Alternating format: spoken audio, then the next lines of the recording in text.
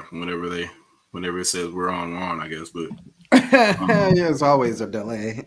mm-hmm. But that's how ShadowCasts are anyway. So that's just what we do. I don't know if I got a notification or not that we're actually. I don't know. It's saying that we're on, so I guess we're on. But I was gonna say I just got my notification saying that we're on. Okay, so. good. So that's a good thing, I suppose. But yeah, it's been an interesting couple of days for sure. You got people trying to figure out what's going on with Nintendo, Microsoft fans are salty. That was like the weirdest thing to me. I don't know about that at all. That's just so strange to me. But like, how you gonna be mad at Tears of the Kingdom? Like, I just don't understand that. Running your shine. Yeah. Also, like, like Redfall's a completely different game, so I don't even understand the justification of that at all. There's this game's 30 frames a second. This game's 30 frames a second. I'm like, I'm pretty sure Zelda is not a FPS light, and it's not a survival game, so it's completely different. And I don't think any of that is even necessary. What's up, all y'all in the chat? I see y'all. Dark Void. This person says I should call them cereal instead of whatever characters those are. I can't tell if it's kanji or not. I believe it's kanji. I'm not sure. Got William Bradford in here. What up? What up? Yep. Sertan. I don't know. Should I pronounce that Geronimo? I would say it was Geronimo. Yeah. Yeah. I see all y'all in the chat, man. But we're just an interesting week altogether of different things here, and I know it's been hiatus for a little bit because of just all kind of things and just personal stuff, and then was trying to have a special guest on at one point in time, but that kind of fell through. So we'll get them on here at some point. It's hard to get them on, man. Yeah, it's hard to get them on. Busy guy, especially when they kind of busy, which is understandable. But yeah, I'm here, y'all. Welcome to the ShadowCast, I guess. ShadowCast 53. Yeah, man, I'll start off as informal as possible, man. What games you been gaming? Oh, man. We hopped back into Hogwarts finally. It's been like a couple weeks since I've actually picked that up. Just because I've been messing with the Forspoken and trying to do that, and then Tears of the Kingdom is coming up, bro, and man, I have to play through Skyward Sword, and that's been a real struggle. Everybody says the second half of that game is like the deal. It's worth it. But it's like getting to that second half that's like been a real struggle for me. So been playing both of those. Cyberpunk got an update. Haven't touched it because I don't have a four card series. So or 4 series card. So DLSS. What is it? 3 now? 3. Mm-hmm. That does nothing for me. Shout outs to the outdated 3080 now. You gotta love it, man. You gotta love it.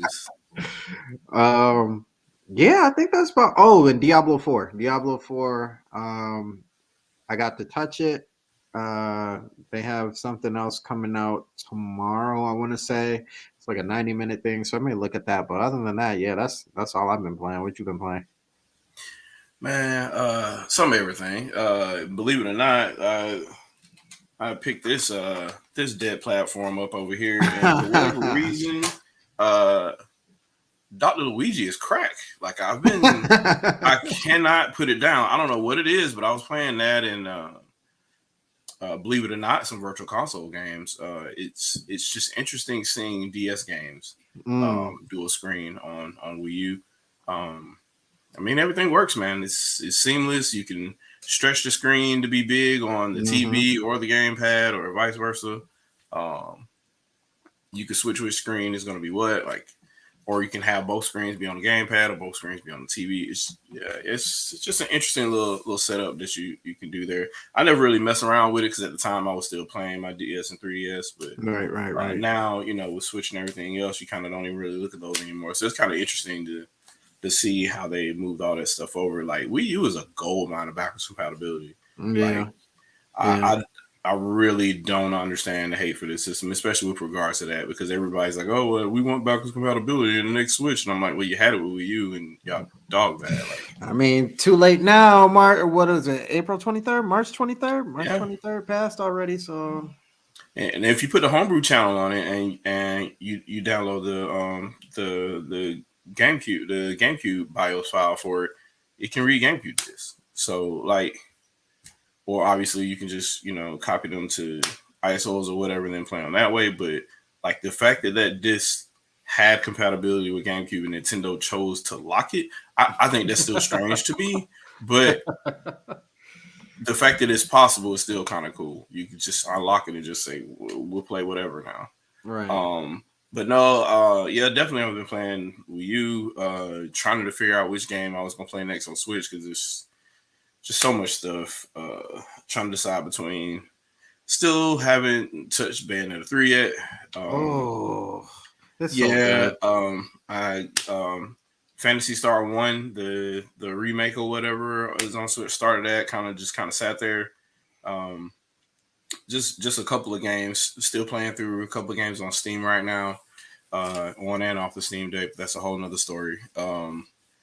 And I got this little guy here that I have to unbox this guy because I never got a chance to get Oh, the black box one. I only have this guy. This is the only way that I can get an all digital console. So the idea was for my son to leave my PS5 alone.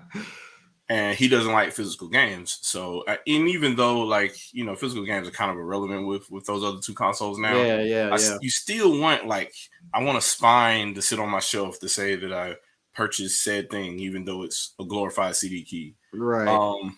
But I want that still empty but yet fulfilling feeling. And he gets to have the digital games or whatever and go wild on PlayStation Store or what have you.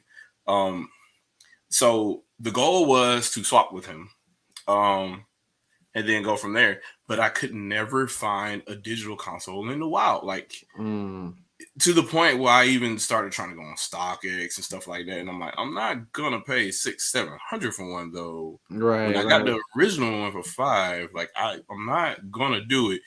So, I just waited around, saw the God of War bundle, and got that one. So interesting. We'll see what happens with that. I don't know if there's any changes between this and the launch model. So I'll check it out. I'll probably review the system or something, do an unboxing or some foolishness. So we'll see how it goes on the channel. I still haven't uploaded my unboxing video from the original system or the Series X. So go figure. Who knows, man? That stuff sits there and it just gets lost in Final Cut, and I don't know where to go from there. So, but yeah, that's pretty much all I've been doing is just kind of fooling around with that kind of stuff, and been doing a lot of updates on macOS lately. Just been trying to update a lot of stuff. Believe it or not, there's a lot of Linux games that are being ported over to Mac right now, and working with Steam and the new M1 and M2 Macs.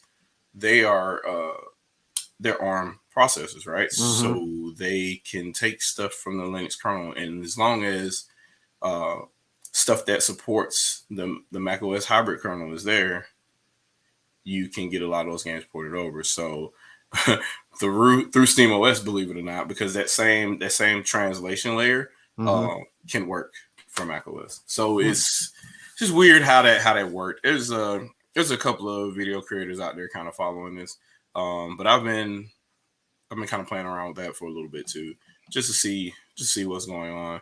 And yeah, I did notice that Street Fighter 2 is now on Genesis Online. I'll go on there and start whooping people's ass. You know how that goes. But Yeah, through the Nintendo Online. yeah. Oh I'll no, run I have through. not seen it. Oh man, I will I run haven't through really. the entire Spawncast crew. I'll run through all of them. I know RGT. I think he wants to be the resident king of that game. We'll see about that. Um, but yeah, I definitely want to play that. I was all about it. I was like, Dr. Trey, you sure you want to play me again in Ultra Street Fighter 2? But it's Yo, that's so fire, man. How can you yeah, deny that console? You yeah. got, oh my gosh. Everything like all the older games you can play them online. Like you had the old X band back in the day was the little cartridge you could put on Mm-hmm. like a game genie, and you put whatever game in and it emulates your connection and over dial up, bro, over dial up. Man. But it worked, like back then. So um, he said, Trinell said, are there any places that still sell Wii U? Yeah, good luck with Amazon and I mean, eBay. secondhand stores. Yeah, and making sure you have them. I mean, there are some spots. I've seen a box Wii U in a couple of places. Obviously, it's going to be $1 million, but they'll have Mhm. like everything that you need, fully boxed, assembled, the whole nine. Trinell, you come to Michigan. We got secondhand stores Yeah, all over the I, place, and all of them have Wii U's.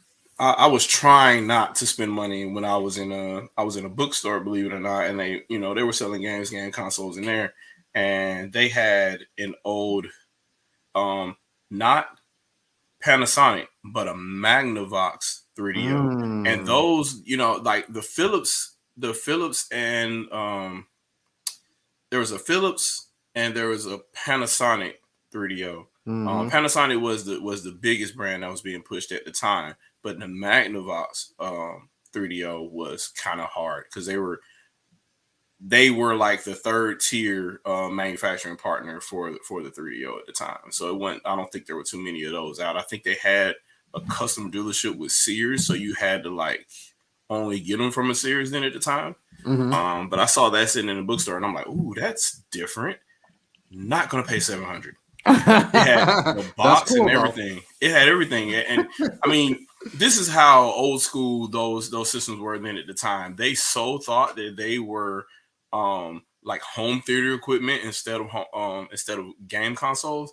They didn't even bother with the color box. They had like just a brown box with the lettering saying that this is a 3DO because we want you to mistake this for An hi-fi equipment. entertainment device. Yeah. Yeah, so they were that was an interesting time back then in the 90s where they were just trying to separate. Well, if we act like we're hi-fi equipment, people will still spend $800 for it. And I'm like, yeah, I don't know, man. This is just a thing that plays games on CDs, but okay. But yeah, that is an interesting time to buy stuff. I hate it for people that didn't get to play the older cartridges back in the day because those things are really expensive right now, and they seem to not be going down. So, if unless you're lucky going to like a major city that has a lot of mom and pop shops that you can kind of pick Mm-hmm. from, Mm-hmm. you're kind of screwed because you're gonna go to some pawn shop somewhere and they're just gonna go to Google, and when they go to Google, they're just gonna be like, yeah, whatever price this says right here. And the Yep. first place they go to is like Amazon. Amazon is like, yeah, it's $400 for that Yep. unsealed. Like, what are we doing? But um, yeah, man, that's pretty much all I've been playing. But it has been a weird week. There's a couple of comments in here, people asking, kind of describing what happened that was kind of interesting to me. I think somebody mentioned that's hilarious, right? There's a live announcement and strange people on Twitter defending criminals. Oh yeah. I won't say all strange because some of them are are well known.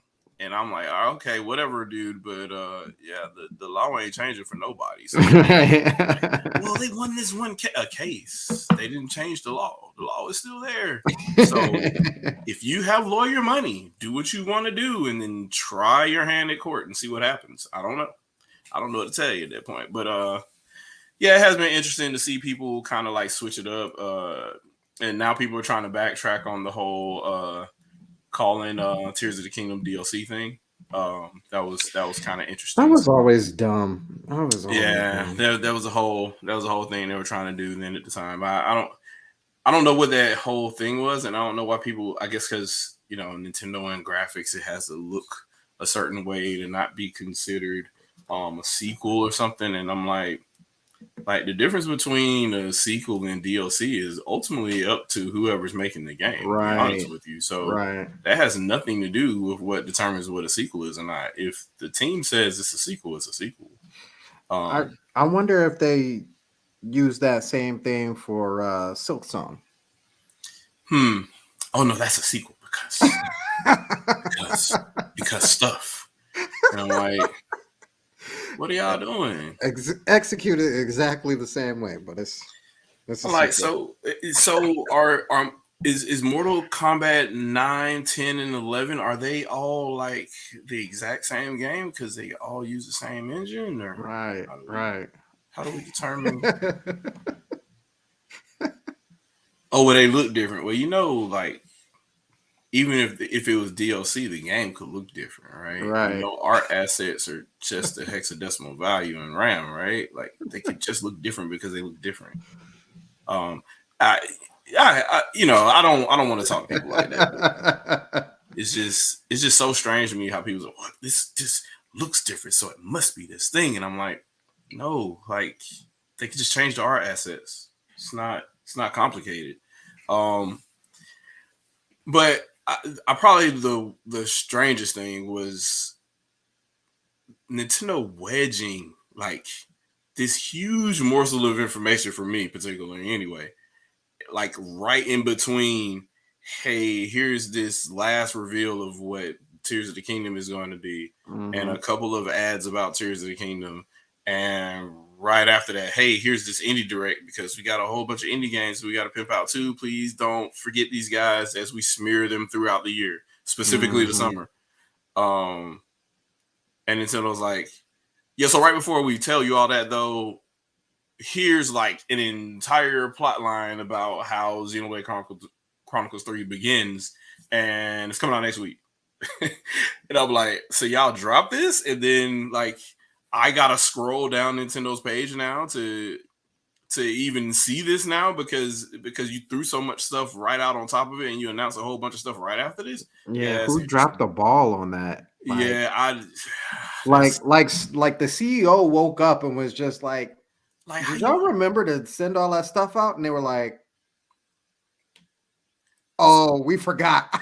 that's how you gonna pay these people back for like literally building the engine for your Zelda game? But okay, that's just Nintendo. Just oh man, I don't know what's going on with that. Maybe it's a Nintendo of America thing, um, but apparently not because apparently all this stuff came out in Japan too. There's a little bit more information that came out. Like they showed like uh, there was another trailer in Japan that showed like a conversation. Um, I think it was Rex. No, Mm. there's another main character in the game that you play with that's basically like a Noah like person. That's talking with another character. It's all Japanese, so I wouldn't be able to tell you exactly what they said, but I mean, all I heard was Ouroboros. But um, it's just interesting because they with that they released like a screenshot showing the relationships between the different factions and stuff. So the So this is the a prequel? it's a prequel, but the the counselor system is still in place. The Okay. flame clocks are in place. I don't know if it's the beginning of it or not. Um, but it's just interesting to see people literally with core crystals on them, like um, Ooh. yeah, like Numa's crystal and and Logos's crystal on them, but they have flame clocks and they're like their eyes have the flame clock in them. So it's just weird. Mm. I don't know what all this is supposed to mean, but they're creating some weird stuff, and that's how they fuse both worlds because that's what's supposed to happen. I don't know if the fusion just happened in this DLC, but I will we'll watch it. We'll see what happened here. But Okay. it's just kind of interesting to see.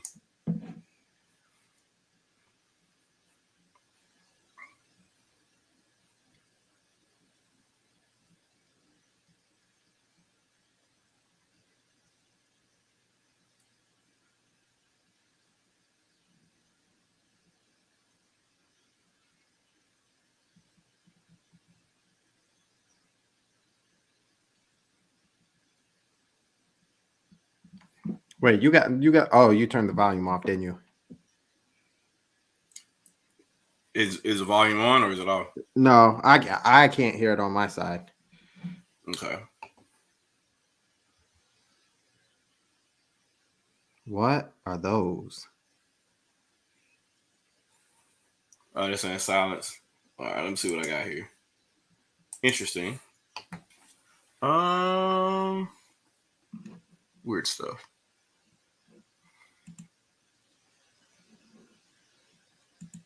StreamYard always acting a fool. Oh yeah, it does this thing. So I'm trying to see what happened there, but we'll figure it out.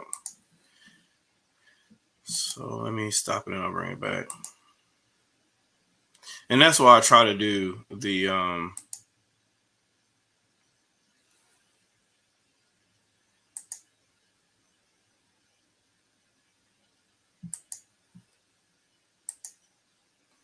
that's typically why I try to do have the video already pulled. So that way you get the full file. I don't know if you can hear any of that now, but Nope, can't it's hear still it. silent. Yep. Okay. All right. Do you want me to see if I can get it? Yeah, if you could see Okay. if we can pull it, because that's just insane. I don't know what's going on with that. Maybe it's because I'm also broadcasting. I'm not sure, and that's probably why I've never had to deal with this before. Interesting. I got it. I just really don't understand what's going on with that. All right, let me know if you can hear it. Can you hear that? Oh, I didn't even have it. It's not even up. Sorry. Let me see. Let me add it. There we go. Okay. Oh yeah, there it is. Okay. Niall, grab that! Better than me, I guess. I don't know what's going on with that. Matthew. Granddad! So that's Niall, the future. Granddad! It's in your house. Matthew. his name is Matthew. Is that what I'm getting? That's his grandson is Matthew, Okay. but it looks like he's Nia's son. Huh. That's what it looked like. What is that? That button. Can't be a blade. All right, break it up. You want to scrap? You scrap with me. I don't normally stoop to this. Such duplicity. Ooh, is she's beneath got the me. earrings. The clock Mm-hmm. What do you want to do? Shunk. Careful! I like your attitude, kiddo. I'll show him a thing goes great. I put two forces together to double my power.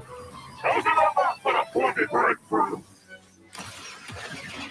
Control our power. Good moment for us.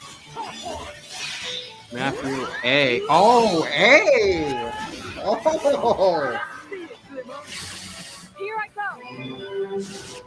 Yeah, remember he's the only one not mentioned, and we knew who it was going to be though. Wow. Like they left that out intentionally. Without Yeah. nothing will change.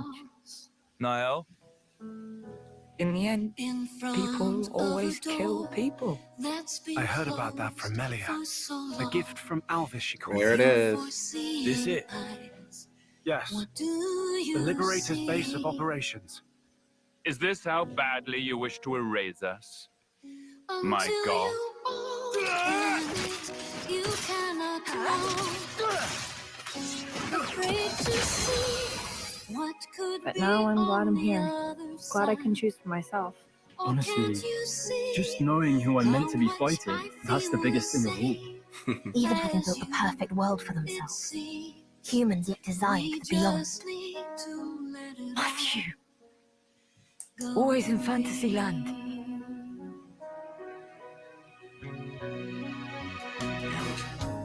Wow. I've seen that look before. Wow. Wow. The stare 425, of huh? your fearful look. Oh. So there's a lot there. So I'm just like, I'm glad I finished the game in time. yeah, I want to know what they're gonna add to the combat too, because I saw that they were already in chain attack. Mm-hmm. Well, chain attack was already activated somehow, but so chain attack was activated, the bar was depleting, but that menu was gone. So I Yeah. don't know what that means, or maybe I'm misreading that. But it clearly said it wasn't saying chain attack ready. Like it was already in that mode. In the and chain attack, it was yeah. going down. Yes, I don't know what's going on with that. So maybe there's a little bit of a change to that, which I wouldn't doubt, because they try to change some stuff up as they experiment going forward with the battle system as they add extra chapters to Xenoblade. So Mm-hmm. Said Matthew resembles Faye from Xenogears. That Yeah, wouldn't surprise kinda. me either. And that's sweet because he actually does. It looks like he's actually fighting with the fist, so that would make Yeah, sense. they're pulling out all the stock. They're just like, we're giving you every reference possible. Everything. Yeah. Everything but a direct reference to X. Everything for X is going to be like, yeah, we know you know where this is from. Or, hey, this character, yeah, she used to be in Xenoblade Chronicles X, and now she's running stuff in 3. Like, yeah mentioning the classes, like, the subtle hints that they drop in that game is just so frustrating. But that's what they want to do, and they know how to entertain people. So I'm okay with it. I can make peace with it at some point. Yeah. But yeah, and then they released another video that's just like 2 or 3 songs, like it's a battle song and some other stuff that they put in there, and like people are giving just that one video all likes in there. I mean, there's no video to it at all. It's just a screenshot and the music playing. With the music, I mean, Xenoblade music is great anyway. So yeah. Oh, that's a good point. I don't know has any relation to A. That's a really good. I didn't even think about that connection. That would kind of make a lot of sense, to be honest with you. But I don't even know if I don't have my title on here right now, but I have my title on here that was kind of interesting at the time. So it's crazy that they put A in there. I'm surprised that A was going to be on your team. I just assumed that A was going to be, I mean, so yeah, Antos. So but from the first trailer they showed, it was Shulk and Rex teaming up and looking like they're getting ready to fight him.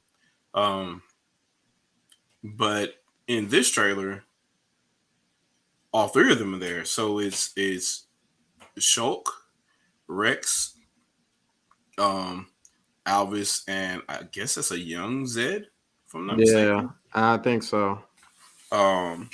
So they're all there, and I don't know what the connection is there, but I mean, I can speculate. It's just really interesting to be able to see how they know how to dance around everything without telling you directly what's going on. And that's you got to leave it to the no-pons to tell you without telling you. No-pons, they be fourth walling, man. They throw it down. They throw it down. Somebody posted a video. I mean, it wasn't not a video, but it was an animated GIF of a clip in the game, and it was just saying like, "Hey, how were you? How if you're just a normal no-pon Riku, how were you able to snag a weapon like this?" And he flips around him, Monado or whatever. And I'm like, yeah, they posted that like today, and I'm like, okay, of all days, that's just interesting that ended up happening. But and Gwen said it's the same singer, maybe. The Xenogears Xenosaga 1 singer, maybe. That'd be cool to see all that come back. But yeah, I want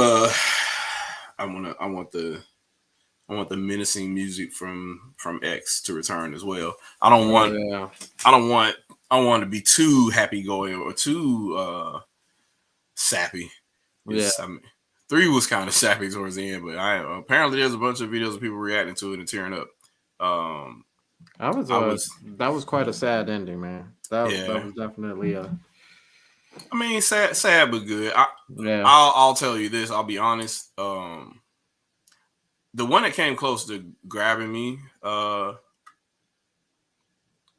might have been like the most emotional reaction for me. Probably would have been the end of 2. Was really good, and even when you watch it again, it's kind of like, okay, they did this really well. From the top of the tower, the beanstalk, if you will, that entire moment with Poppy and whatnot, that's really well done. And obviously the mall returning is really well done. It's just all of that is eclipsed by Torna, and that's so tragic, but it was so needed because now you understand who Mithra is as a character, and you understand why. You understand really everyone's situation to include why everybody kind of like automatically trusted Rex into because they saw who Adam was. So that all the way that all that stuff is written is really well done. The most emotional response I got, period, from a game, it has to be X, because there's too many WTF moments in that game that you just don't see coming. Post game too. Yeah, and I'm not even talking game. There's a lot in gameplay too, because you'll just be like, oh, so just out of nowhere, I don't even know what you are, and you're okay, just team kill. But okay, cool. But just like there's a chapter where you're just like, wait, what? And I can do, wait, what? I didn't know this was possible. And you slowly start to realize everything that's happening around you, and you're like, okay, whatever. And then by the end of the game, you're just like, okay. And then post credits is like, wait, what? And then I'm like, I swear to God, that's done ban. But that's a whole nother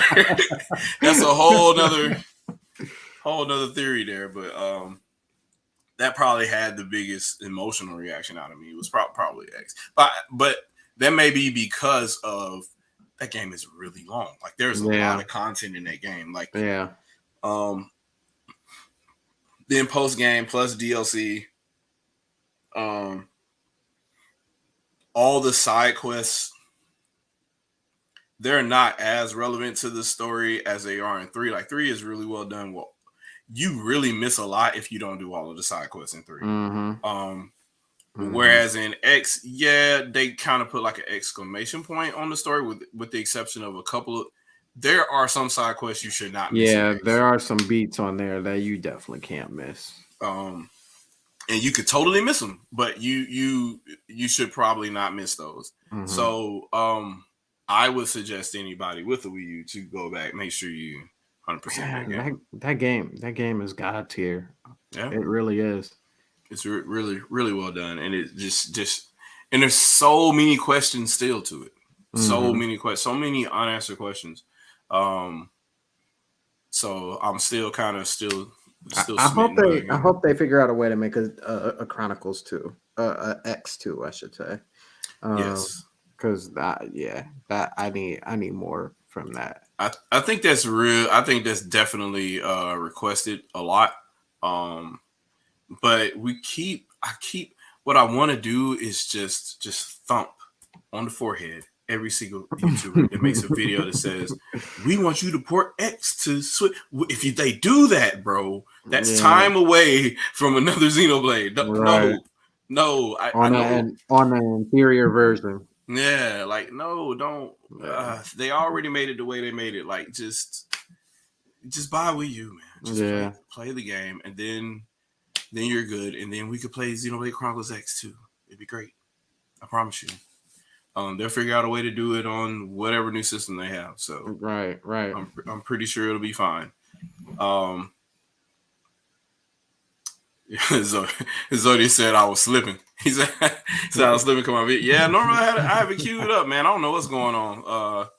Yeah, StreamYard is failing me today, but it's all good. It's all good, man. Stuff happens, and that's a ShadowCast for you anyway. We're over the punches, man. We gotta say that's okay. Yeah, man. So how you feel about the trailer though? Just now, man. You see my reaction of what? What is going on right now? That's crazy. It's a lot. Crazy. They throw a lot at you at one time. Just the fact that N, they got N in here, and I'm like, I thought we were done with N, and it's like, nah, you wasn't done with N. You thought you was really done with N? Yeah. Nah, you not done with N. And at this point is like the Seto Kaiba, you know what I'm saying? Like he gonna keep showing up. You're gonna think he's over, but he gonna keep showing up for whatever reason. So you gotta imagine that. So they're like, well, why do we have to fight Zed at the end? And I'm like, because the goal was to not make N the bad guy. Mm-hmm. He was totally right. And the reason why he was totally right, because he was human. This is a person that was forced to relive all their mistakes thousands of times over. Mm-hmm. That is pure torture. And you don't feel empathy for him if you just fucking yeet him towards the end and everything is good. That like validates that he was bad the entire time. And he was just, right. You know what I mean? So it kind of makes sense when you think about it. It makes sense for the decision that they made and why they did that. Mm-hmm. Especially since they're doing a prequel, essentially, with N in it. So if they kill him off and then you go back to him after you learned everything you learned about them, you figure that everything that they're doing in the prequel is worthless. Right. But obviously he has motivations and there's clear reasons why. So they want to push for everything they can to make it happen. And that's the other thing I may have gotten confused on too. That may have been, this may have been N's like second or third time around, when he was killing old dude, the older guy. Yeah, so that might not have been one of Nia's offspring. That may have been Mio again. That may be them showing the picture saying, "Hey, look, I'm killing you because I am mad about the whole situation with my wife and my baby." Right. Because that might have been the same picture from then. I'm not sure. There's so many pictures. Yeah, there's so many things that happen, and the fact that Rex and Shoko are there, you have no idea whose kid is whose. So it's interesting to say the least. But somebody put a theory out there that said pretty much everybody that's in your party is one of the heroes that are in the war room. Not in the war room, but in the Hall of Champions in the city. So when you go in there, I'm like, so one of these guys has to be Shulk or Shulk Light, but then at some point, this Shulk Light person wielded two blades instead of one. Right. They switched up. And I'm like, two Monados? Okay, cool. We'll see how this works, but I don't know, man. I'm excited to find out what happens, but I'm gonna be screwed because I'm gonna be all into this. So and then that week Zelda. Is so tight, man. Yeah. They're like either you play this or you play that, or you just don't have a life. And then right around the corner, if I'm not mistaken, I think Street Fighter 6 is coming soon. Mm-hmm. I don't know. Let's figure out what the street date is for it. There's so next week. So, oh man, if I'm not mistaken, June the 2nd is Street Fighter 6. That's so horrible. So you got next week, the 26th, I believe, is Star Wars Jedi Survivor. You got this coming on the 25th. The following week is Zelda. The end of that month, there's something at the end of the month, is there not? May. At the end of May, I'm not sure. Maybe another DLC or something. And then you got Street Fighter. Yep. I mean, that's just enough for me right there. Like you got Xenoblade, because I keep in mind I've only I've only looked at the second DLC pack. I still haven't looked at DLC 3, and DLC 4 comes out next week. So I've got a lot of that to do. Then Zelda, then Street Fighter. So yeah, that's enough for me, like for foreseeable future. And I do want to get back in the. This is going to be my way back into Street Fighter. So because I kind of fell off after 4. Yeah, so did I. I did not play 5 at all, to be honest with you. So to kind of just run back into 6, that'd be okay. This hurts if it's true. The old man is a bit. Yeah, that sucks. It's the baby. Yeah, and knowing that would make sense for him too, because he's just pain incarnated. He's just like, nobody can suffer more than me. Okay, cool story. You can have all that. I don't think anybody else wants to. Even your own people, huh? Yeah. Okay. Like that's just rough. But yeah, it's gonna be a tight schedule going into the summer. But then we still have that question, which a bunch of YouTubers and people that claim to not be Nintendo YouTubers, it's not really much after the summer that Nintendo has announced, even though they're doing an event in September. So that has people thinking and projecting that, hey, there's some unannounced game they want to drop on us, or games they want to drop on us because they're going to have new hardware. So here come all the launch games kind of situation. But I kind of don't really think it matters, because even if they do, they're not stupid. They're going to be cross-gen. Right. So at least for the foreseeable future. So even if they quote unquote hide a Mario Odyssey sequel or what have you, it's not like it's not going to be a Switch version. So they'll do, hey, the Nintendo Switch Prime or whatever it's going to be or whatever, and Nintendo Switch. You're like, hey, here's your 720p version. Here's your 1080p version. So, yeah, I agree with that. I don't think they're going to be that dumb.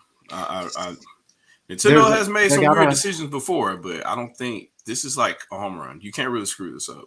They got an event in September. That's what you said? Yes, they have an event in Seattle. Oh, that's crazy, because I guess they would do October like they did last time, but September's fine with me. I was thinking October 2 would be a reveal, if they, because when some of the information coming out saying that dev kits are finally going out to, I'll just say, the lesser known publishers at this point, because all the big guys, if this is a thing, they've already had it sitting in their back pocket for a long time, and they've been tied down with NDAs. There's no way that if EA is going to publish a game for whatever Switch's successor is, they didn't have at least a virtualized instance of what the next platform is going to be like a year and a half ago. There's no way they don't have that.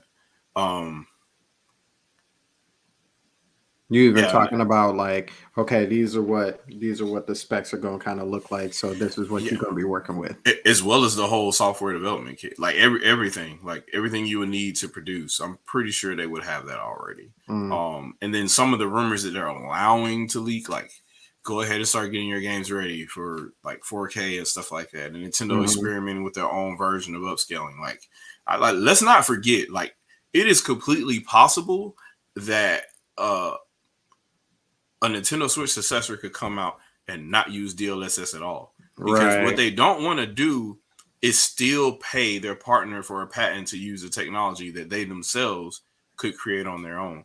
Like Nintendo could come up with their own upscaling technology based off of AMD or based off of whatever NVIDIA is working with or whatever, and make their own, and then just have that for every Nintendo platform going forward.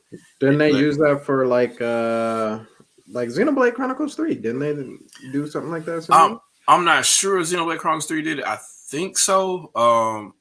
I didn't see anything in headers or anything like that, but I do know they were in the Switch Sports. It was in the files for Switch Sports, so they were definitely doing upscaling in that game. There's probably a couple more, but they're using the AMD software version of it. So But I mean, you wouldn't be able to. The layman wouldn't be able to tell whether it was software, hardware, whatever, whatever scheme they use, whatever algorithm they use to upscale. So I don't know. Who knows at this point?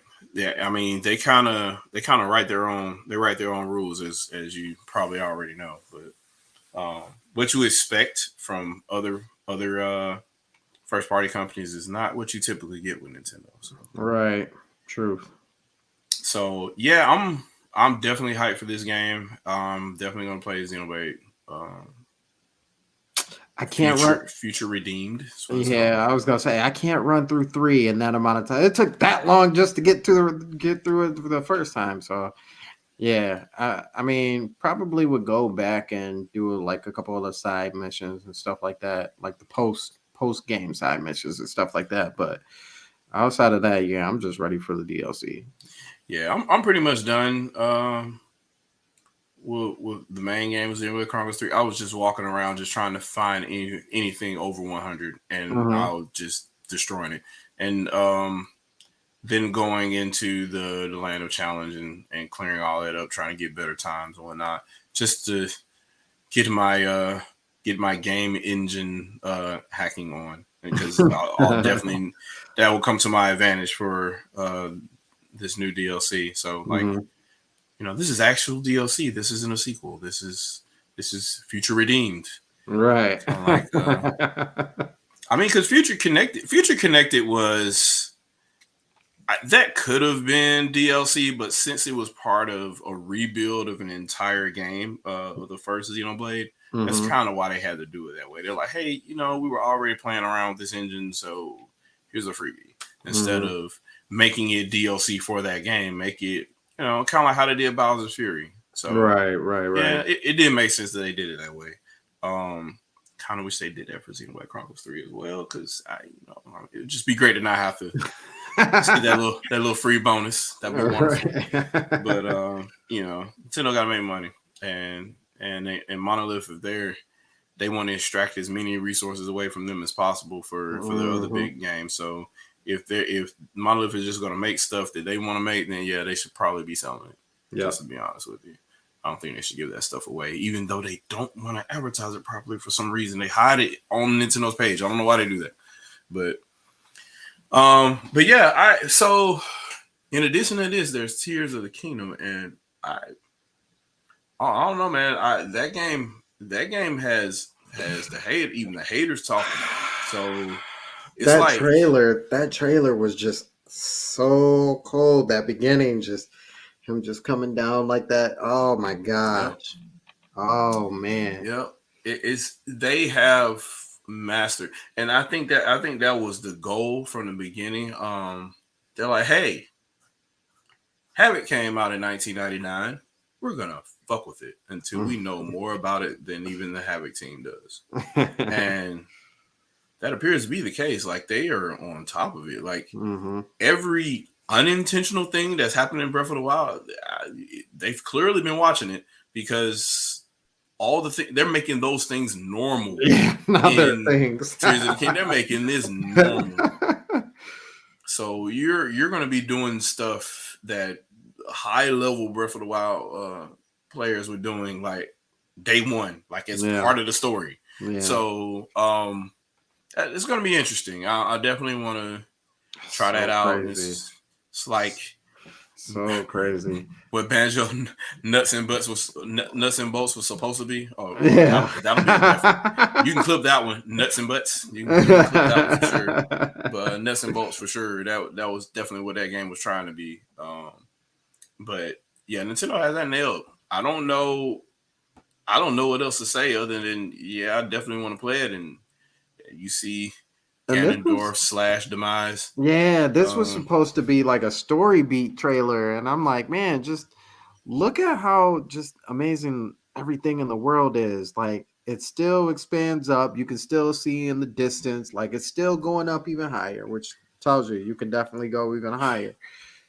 Like, this is gonna be a real problem. They hit you with the half Hyrule Warriors shit too, because I'm sitting there looking. I'm like, wait, so you can battle alongside the champions? What is happening right now? Like, wow. I'm like, this is interesting. This is interesting stuff, and it kind of speaks to the volume of what they've been working on when whole ass developers are like, yeah, our game engine ain't doing that. Mm-hmm. And so now everybody just started doing the gliding and the climbing surfaces and whatnot. They just started adding that to some third party games, and now here we go. They're just like, we'll just add even more. We'll just make y'all look really bad. Keep following. Yeah. It's like, y'all still worried about these graphics, but what are you doing with them? Because what we're gonna do is, y'all said y'all were gonna make expansive worlds with these high resolution graphics. That's why you needed the power, because you need to be able to process these giant, insane worlds or whatever to do things that have never been done before. How about it not just looking pretty? How about we just expand the world and give you more stuff to do, and it's more interactive in the game. Yeah. Like, it's one thing to see a whole bunch of particles flying around, and it's another thing to see a whole bunch of particles that you put around, and you're doing things, and they're interacting with each other, and they change based on what you're like. That is more important than, ooh, look at that cool little set of fireworks over there that do absolutely nothing. Right. A lot of special effects and a lot of post-processing stuff happens in games, and they are 0% interactive. Yep. I call me old school. I don't care for any of that shit. It's got to be able to do something within the game for me. Yeah, we on the podcast on Saturday. We were trying to convince Vito and buying it, and he was asking me how much space does the game take up? That was the big thing. I heard some of that, and I'm like, well, why does that matter? I'm like, if you think about the map, and everything that involves, like, I just let you know, like, this map is the world is a lot more interactive than Grand Theft Auto 5. So I had him look up the Grand Theft Auto 5. I think at base it was like 87 gigs or something like that. So I had him guess, and he said somewhere around the ballpark of, I think around 90 or something like that. And I'm like, bro, it's only 18 gigs, my G. Like, that's just the map, and that was from Breath of the Wild. Now you have to expand upward. Yeah, and I was like, there's just so much stuff in there. So now compare that to 200 gigs of NBA 2K.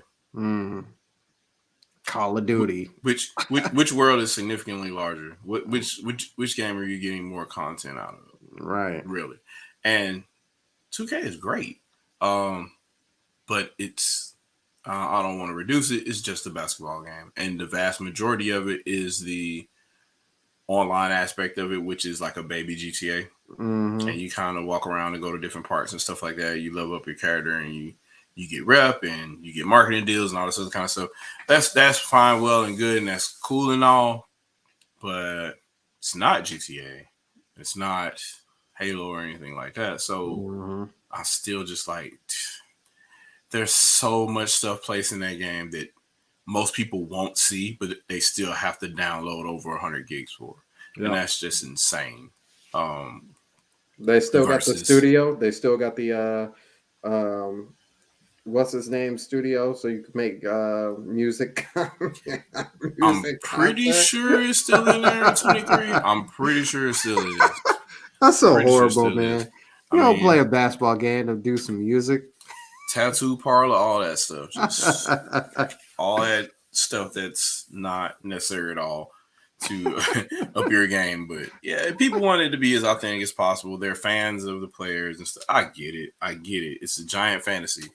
But I just, at one point in time, people were using that as a fallacy, and they're just like, well, these games are so small because Nintendo's games aren't blah, blah, blah. I said, no, you need to play them.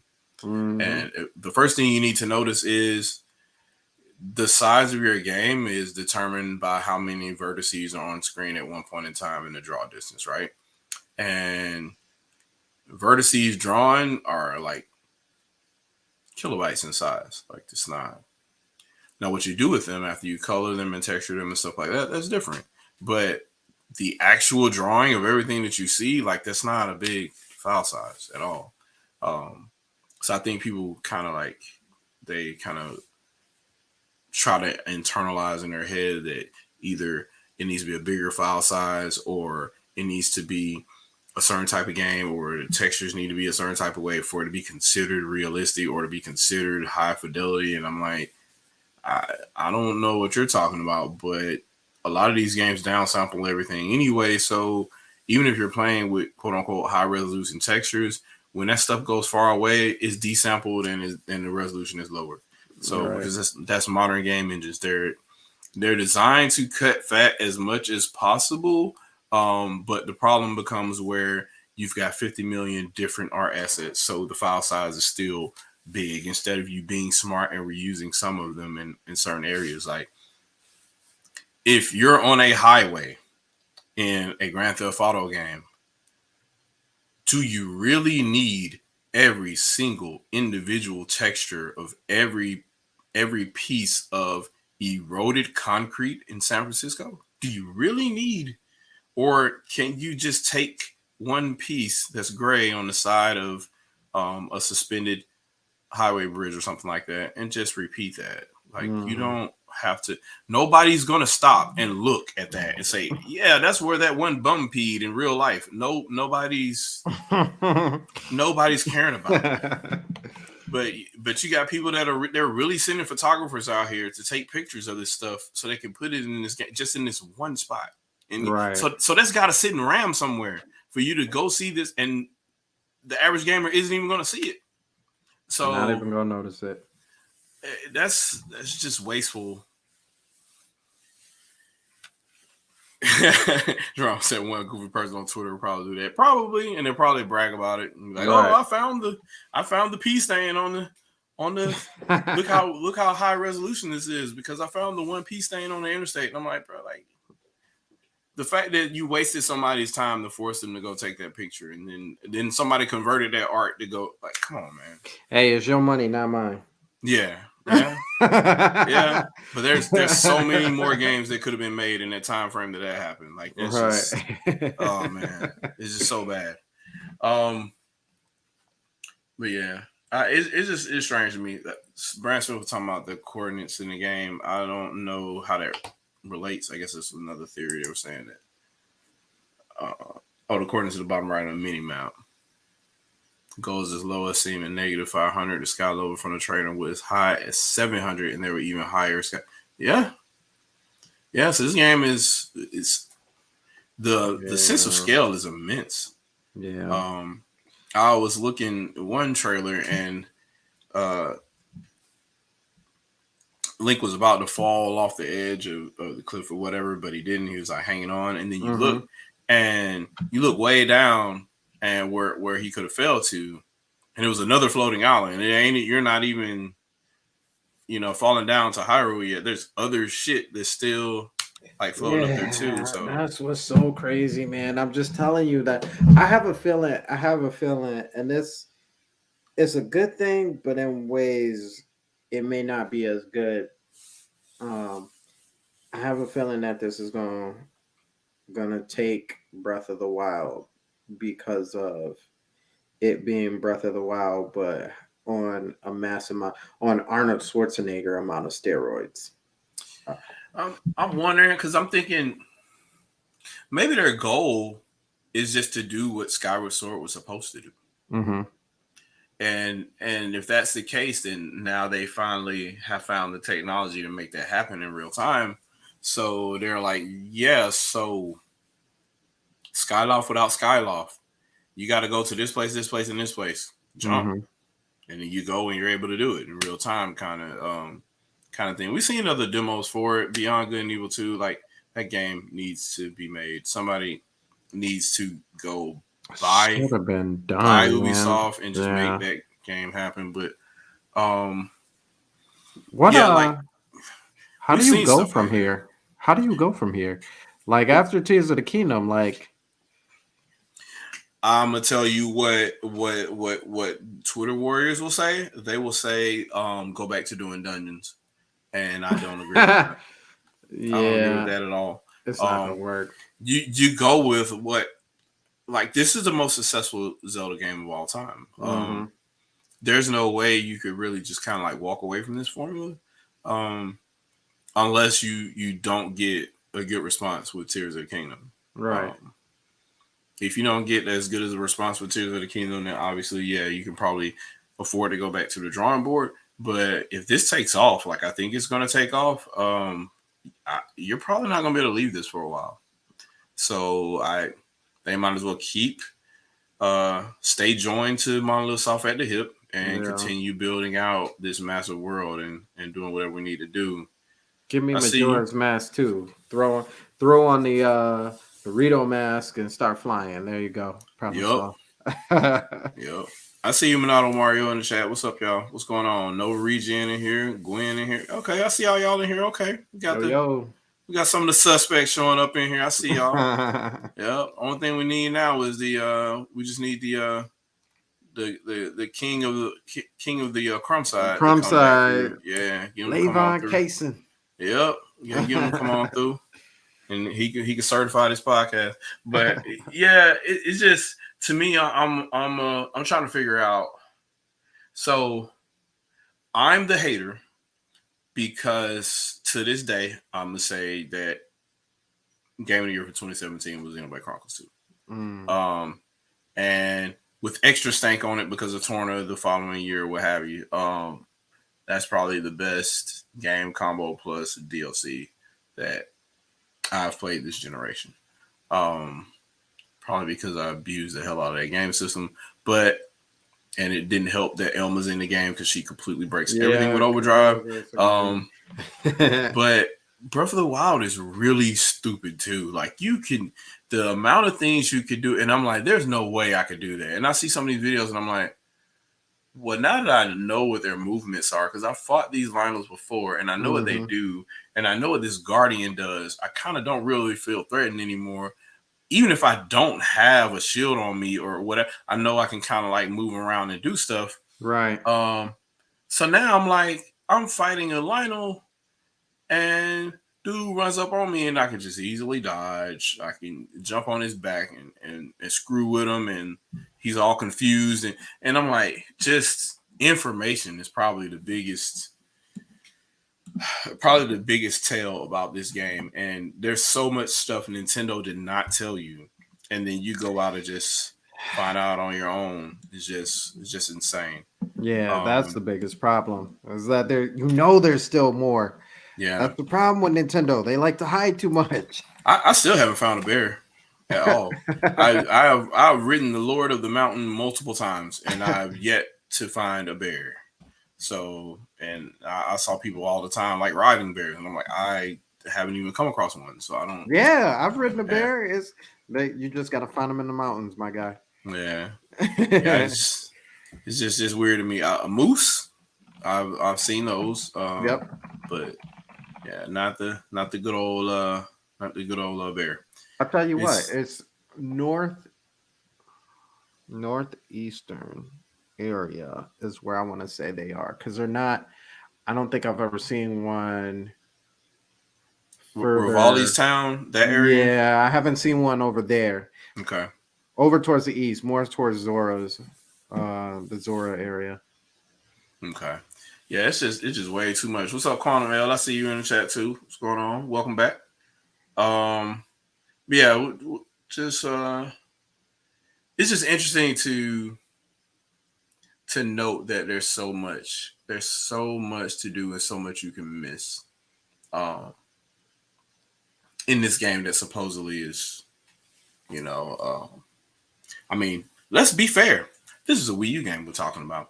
Yeah. Well, my man's hit the Mario, with the rocket.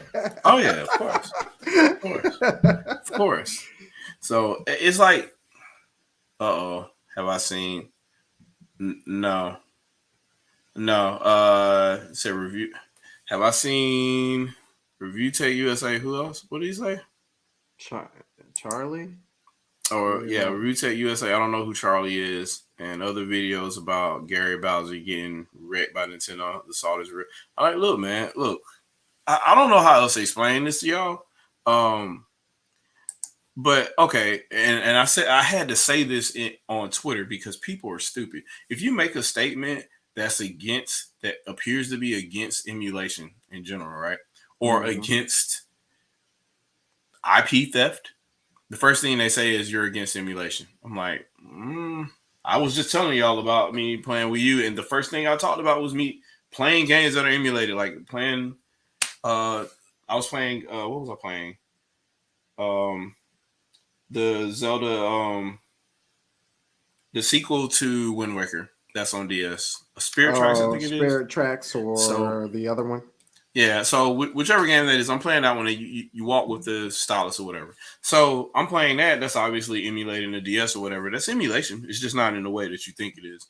And then obviously we all have used emulators before. I use them. I study them or whatever, and how they work and how Simu is not as straightforward as YouTube videos make them seem. They don't show you start to finish how they have to sit down and set all that foolishness up, or what the particular rig is that they use to set up and how it's very particular. I guess the best video, the layout I would like to see is somebody taking Simu, taking 3 different hardware configurations, unseen, like they've never tried this before, from start to finish, installing Simu, installing the ISOs, installing all the dependencies and the shaders, and getting everything to work and fixing all the shaders to where it's optimal for each one of those 3 different platforms from scratch. Keep the clock running the entire time. Keep the camera going the entire time. And you tell me how easy it is. Because in practice, it is not. It is not. And I try to tell people that all the time. They go, well, look at these videos over here. I'm like, yeah, because you could watch a TikTok video of going somewhere. Like you go on, you see all these vacation videos, and they're like, hey, you can go here and here and here, and there's a shitload of jump cuts. You're walking in between that. You're driving in between that. You're paying money in between that. Like none of that is shown. They just show you the direct part that you want to see. So I just want a lot of reality to hit people. And so I put that stuff out there, and they're like, oh, you're anti-emulation. I'm like, no, not really. I just don't. I want you to respect IP because they will force you to respect IP, and you'll be in court. And you can't be upset about it because, like, dude was being blatant. Like, he was so blatant. And Nintendo's like, that's our stuff. How about no? How about you spend a lot of time and money with us? So what I would suggest is everybody that thinks they have a right to do this, I want you to create a work of art, right? Create anything, really. You could build a shed, right? And then what I want you to do is then tell anybody they can take pieces off that shed, take pieces of your artwork, take it away completely, and then just go build something else with it. Like that, take a board off your shelf, your shed, and then go make another shed with it. Don't forget. So now you got a hole on the back of the shed shed you built. What's that?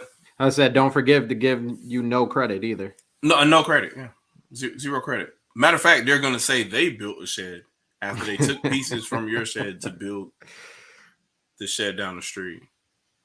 I mean, that's essentially what's happening here. So you spend all the money in R&D on how to figure this out, on how to get the jump timing right, on how to get the art right, and how it's supposed to look. Everybody says Nintendo's art's trash anyway, and Nintendo's consoles are trash, and Nintendo's games are trash. So why do you want to copy them all the time?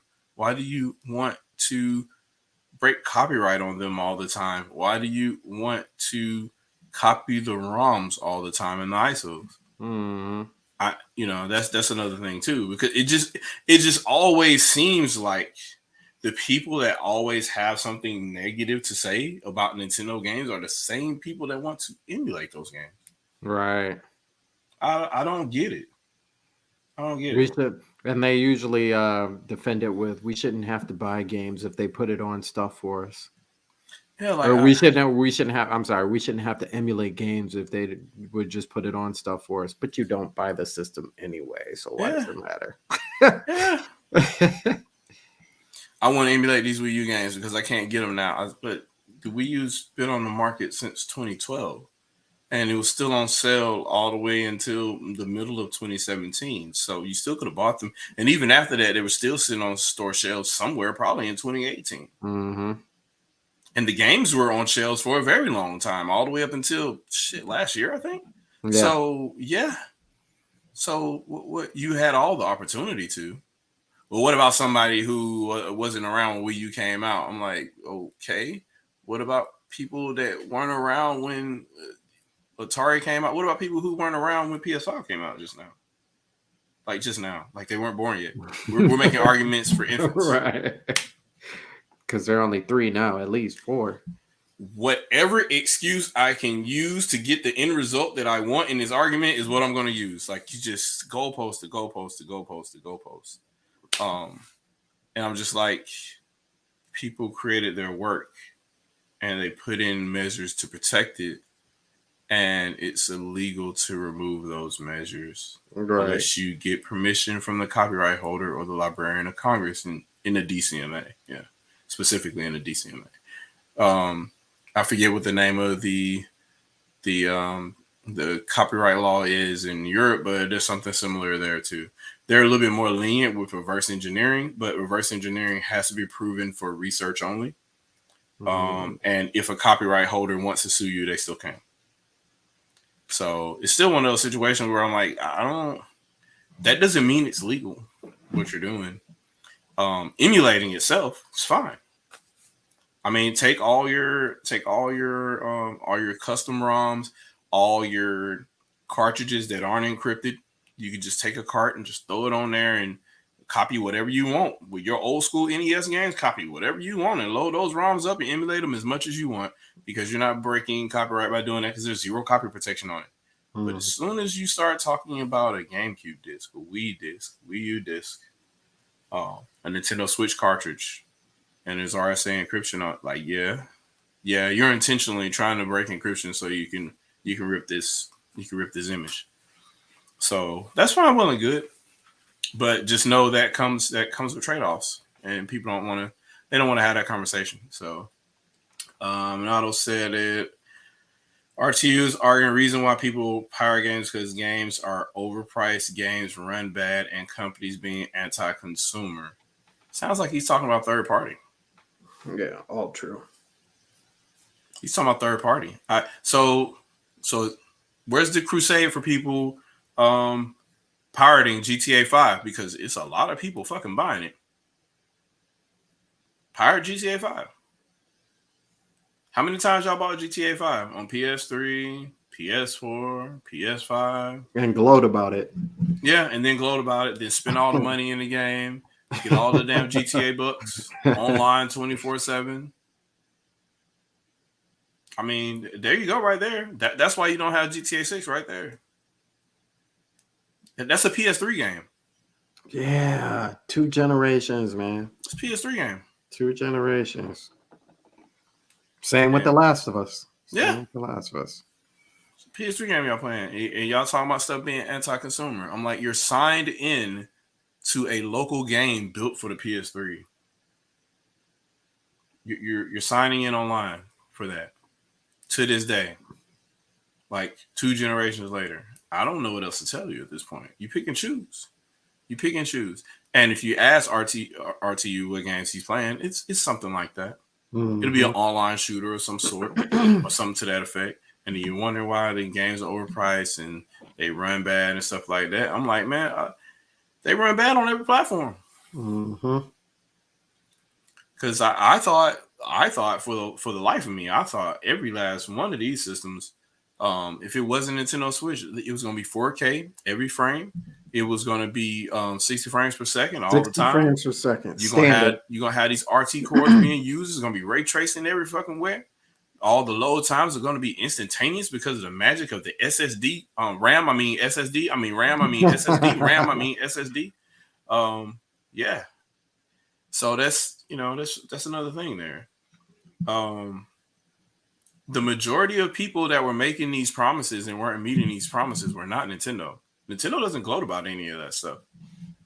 They're not talking about, hey, look at our 60 frames per second games or whatever. They just magically make them happen for their online game stuff. Mm-hmm. Splatoon, 60. ARMS, 60.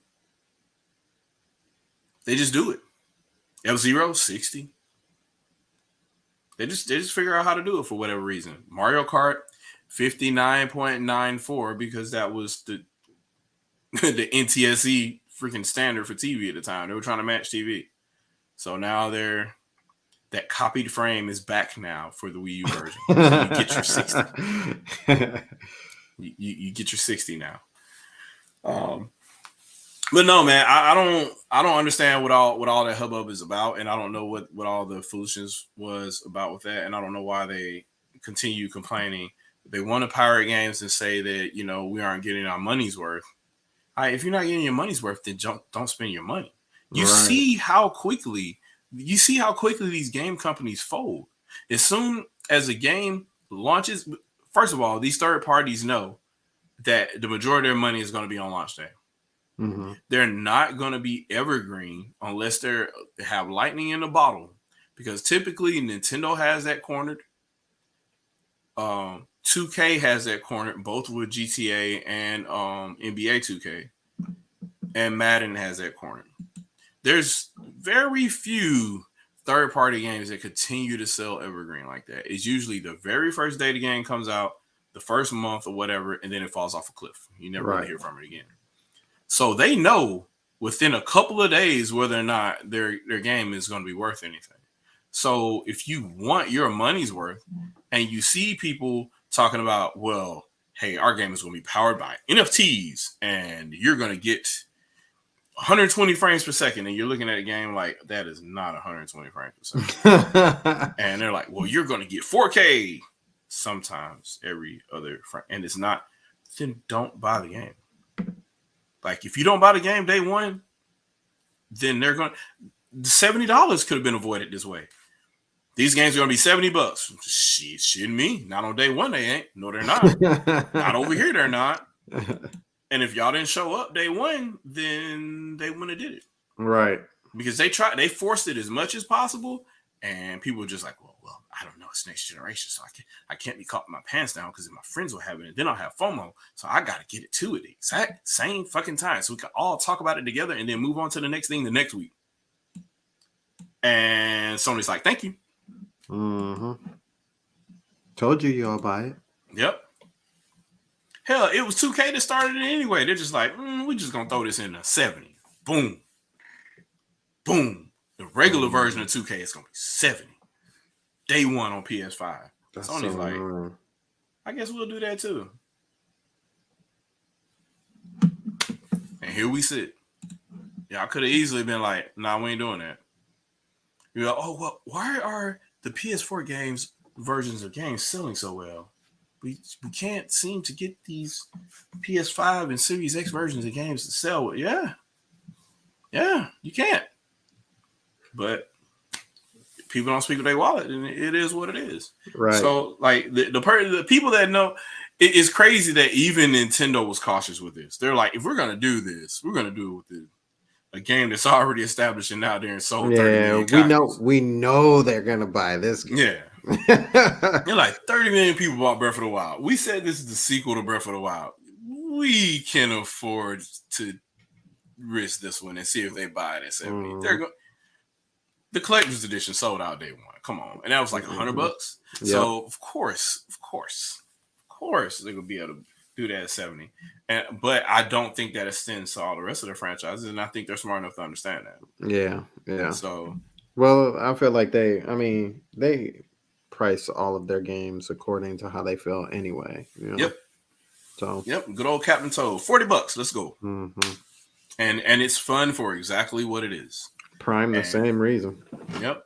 And they understand that. So that's hilarious. Oh God, what did he just put up here? I missed that. I missed that comment there. I almost called it a tweet. What did he say? Who, Squared? Yeah, I don't know. I can't find it on the other side over here. But he put it on the live chat. He said it's easy to win the argument. Big company making baby games equals evil. Little pirate man is a martyr. Yeah, that's hilarious.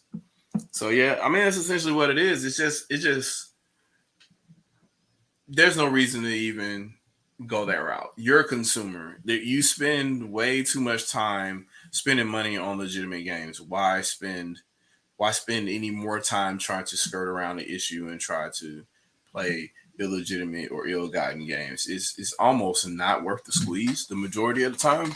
Right. If it is, and you only got one system, and I'm not gonna tell you what to do, but I'll tell you it's gonna be a lot of work. Mm-hmm. And there's tools out there, like there's a bunch of stuff you can do where you can get all the emulators set up in one go, for Steam and Steam Deck, where it does like a lot of the stuff in the background for you. There's one on the Mac as well. I was looking at not too long ago, where it basically takes all the emulators you need and packages them all in one install, and you can kind of view them all together. But you still got to go out and go grab all these ISOs, and your mileage will vary.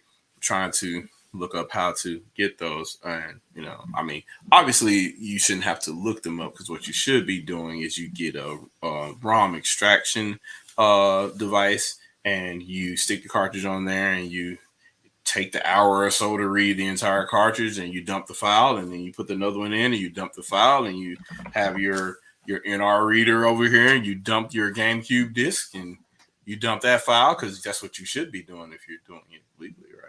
Right. But even then, as soon as you break encryption, that's not legal either. So go figure. I don't know how you get that game off the disc and onto your computer, but it does not involve any legal way of getting it. So go figure. You make that choice. You make that choice however you want. I mean, everybody does it. Is it right? Who hasn't gotten a speeding ticket? Who hasn't ran a stop sign at least once? Like, everybody does it, but that doesn't mean at some point you won't get a ticket for it. I'm trying to figure out what. So it was essentially just going to be these two games we talked about. Dark Void asked about the next gen Switch using the SSD. Switch right now is using the SSD because it's using solid state drive. It's just slow NAND. It's not the fast vertical NAND that you probably expect. By that, you probably mean high bandwidth NAND tied to the front side bus or tied directly to the CPU, which in this case, NVIDIA doesn't really have a product that fits in that mode, to be honest with you. Because Jetson and some of the other solutions there, they're kind of RAM, ROM, GPU, CPU all in one package.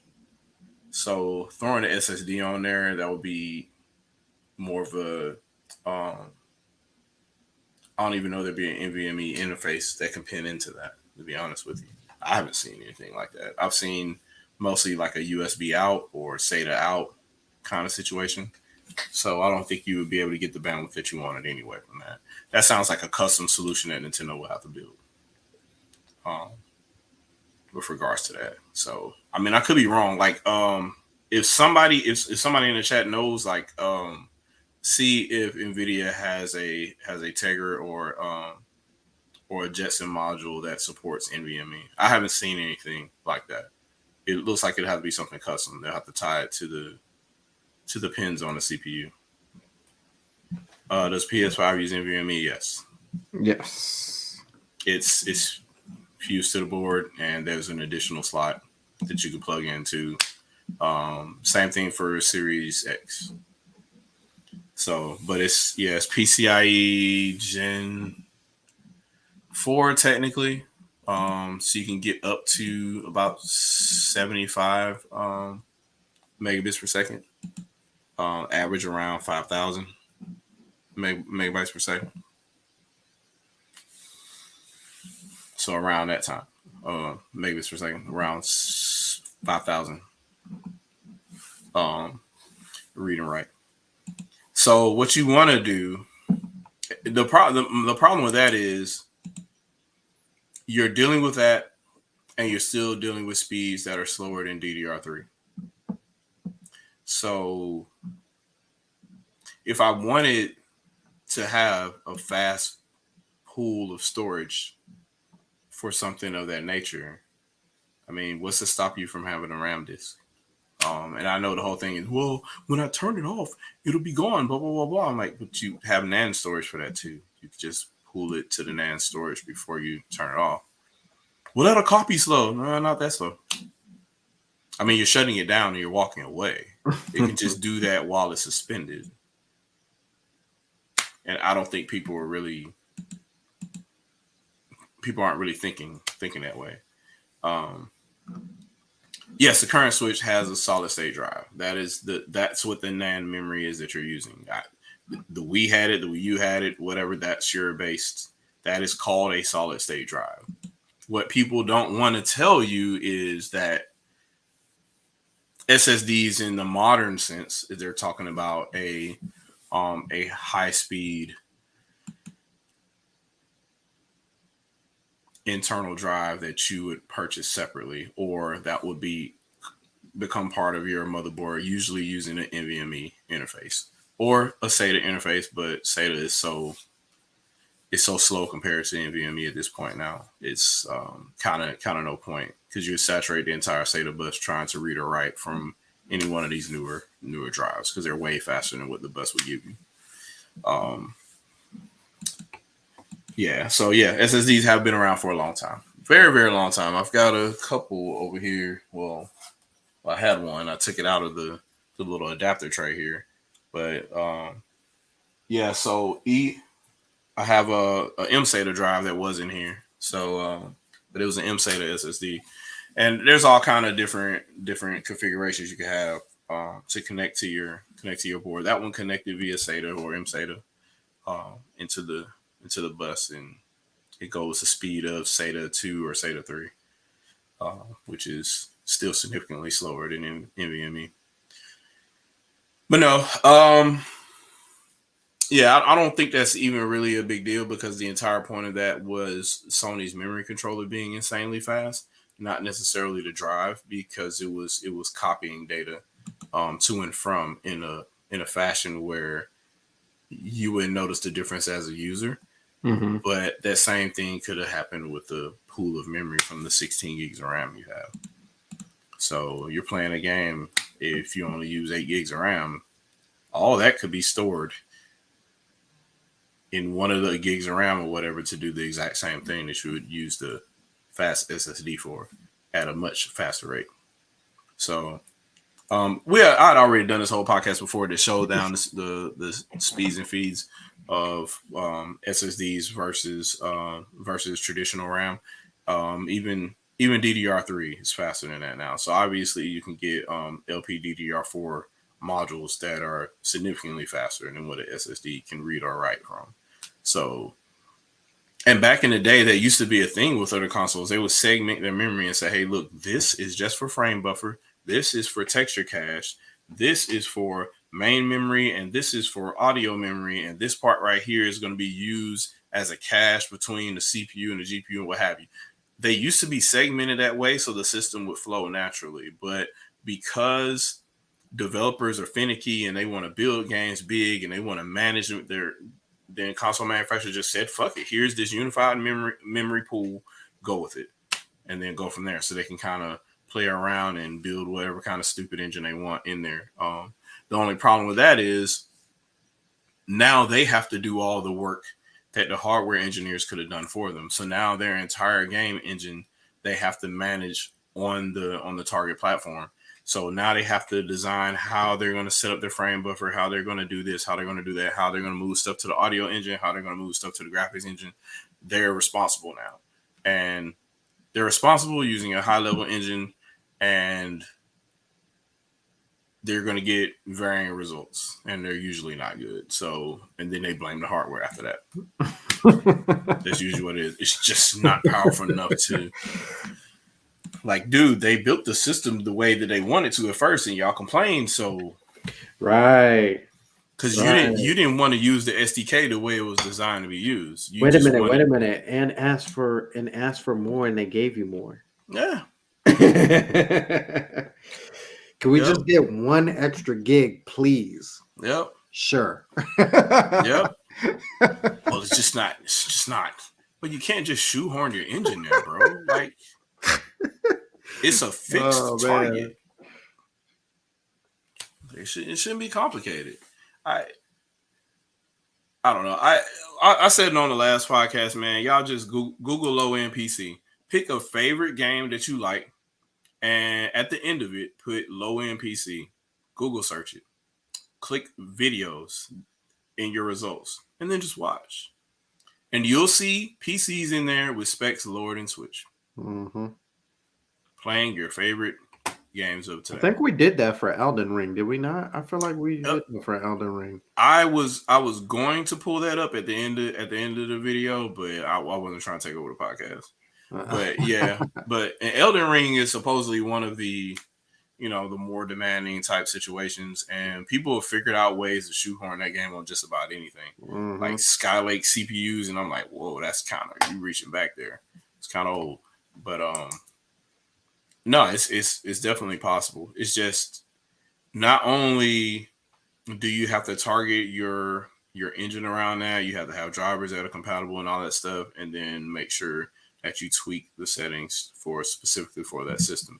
But if you're a developer, you don't have to tweak settings because you're literally writing the fucking code for the target. That's right there. So you have way more than what a PC gamer sitting in the menu has. So you can't blame the hardware. Like, you're right there. It's you. It is all you. Yeah, that's the thing, man. I get on my soapbox on that. I mentioned some other stuff earlier this week, and I was talking more about that kind of stuff and how it's just gonna be weird, because what are these people gonna do when Nintendo has another platform out now? How are they gonna move the goalposts and say, oh, well, the new thing is what's the new thing gonna be? Is it gonna be ray tracing? Is it gonna be DLSS? What thing are you gonna say that Nintendo is not capable of doing?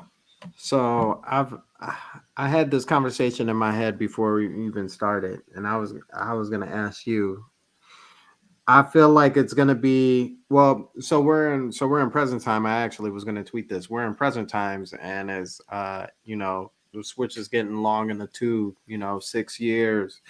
It's been out forever. It's so outdated. Blah blah blah blah blah. But every part of my being knows that when the Switch successor comes out, the moment it comes out, I'm like, oh, they're still behind the times. Oh, this technology is old. Oh, blah blah blah. It's gonna happen. And they never do that for the other platforms. I'm like, they're dated time they come out too. Like, no, and for them it's the exact opposite. We're getting this. The art. We're getting this. This is new. This is even newer than PCs. Yeah, GCN 2 is like early 2019. Early 2019. Early 2019. Older than COVID.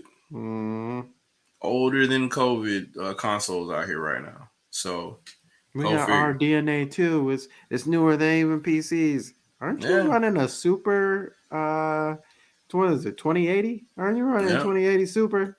Yeah, and I misspoke. I said GCN 2 for some stupid reason. I don't know why. Oh, because the other platforms, they were running that foolishness. Okay. I thought I didn't know that was new, but okay. Yeah, RDNA 2. Like, what GPU is that? It's like RDNA 2. Oh, so let me pull that up real quick. RDNA 2 is what GPU? Oh, okay. All right. So what that CPU look like? Well, it's a server grade. I'm like, but I'm looking at that model number. That looks like a tablet CPU, my G. That ain't server grade at all. Why that cache so low? That is not. That ain't even a desktop CPU. What are we doing? But it's got 16 gigs of RAM. I'm like, the desktop I'm using right now got 16 gigs of RAM. Great. That's a test. This is a test bench. This is dedicated just to podcasting now. I don't even play games with this anymore. This is how dare you talk about Gwen console. is right. Gwen said they're gonna say it's their real 9th-gen system. Get out of here. So let me get this straight. Dreamcast can be counted as a 6th generation console in 1999. Mm-hmm. It was a 28-bit console. The CPU was 128-bit, if I'm not mistaken, unless it was 264-bit Hitachi CPU. But the graphics engine was 128-bit. In 2000, you had the PS2, which in some cases was weaker than the Dreamcast because it didn't even have hardware transforming lighting. Everything was done in software for that system. The only thing that was fast about it was the pixel bandwidth. Everything else, the actual memory bandwidth was slow. So those two platforms magically are at the beginning of the 6th generation, right? Mm-hmm. 7th generation, 360 came out in 2005. The Wii and the PS3 didn't come out in 2006. 360 is still counted as part of the 7th generation, which means that 360 started the 7th generation, right? Right. Then the 8th generation happened. And we just kind of looked over there and was like, yeah, we waiting for Orbis and Durango to come out. We waiting for Orbis and Durango to come out. Waiting for Orbis and Durango to come out. And I'm like, it's 2011. They already announced the system. It's 2012. They already launched the system.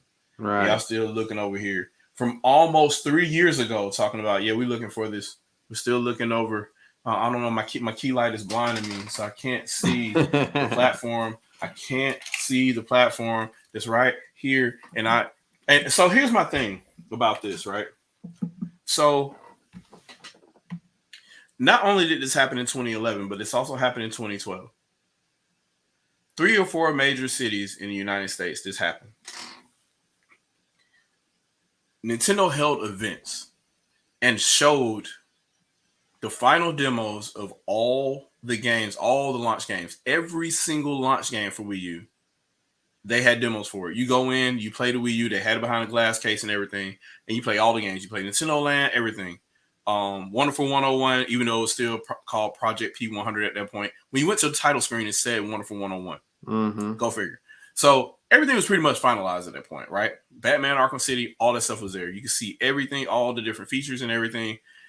Every single station you went to for every single game, all the employees there at the time tell you, hey, this is Wii U. This is a new system from Nintendo.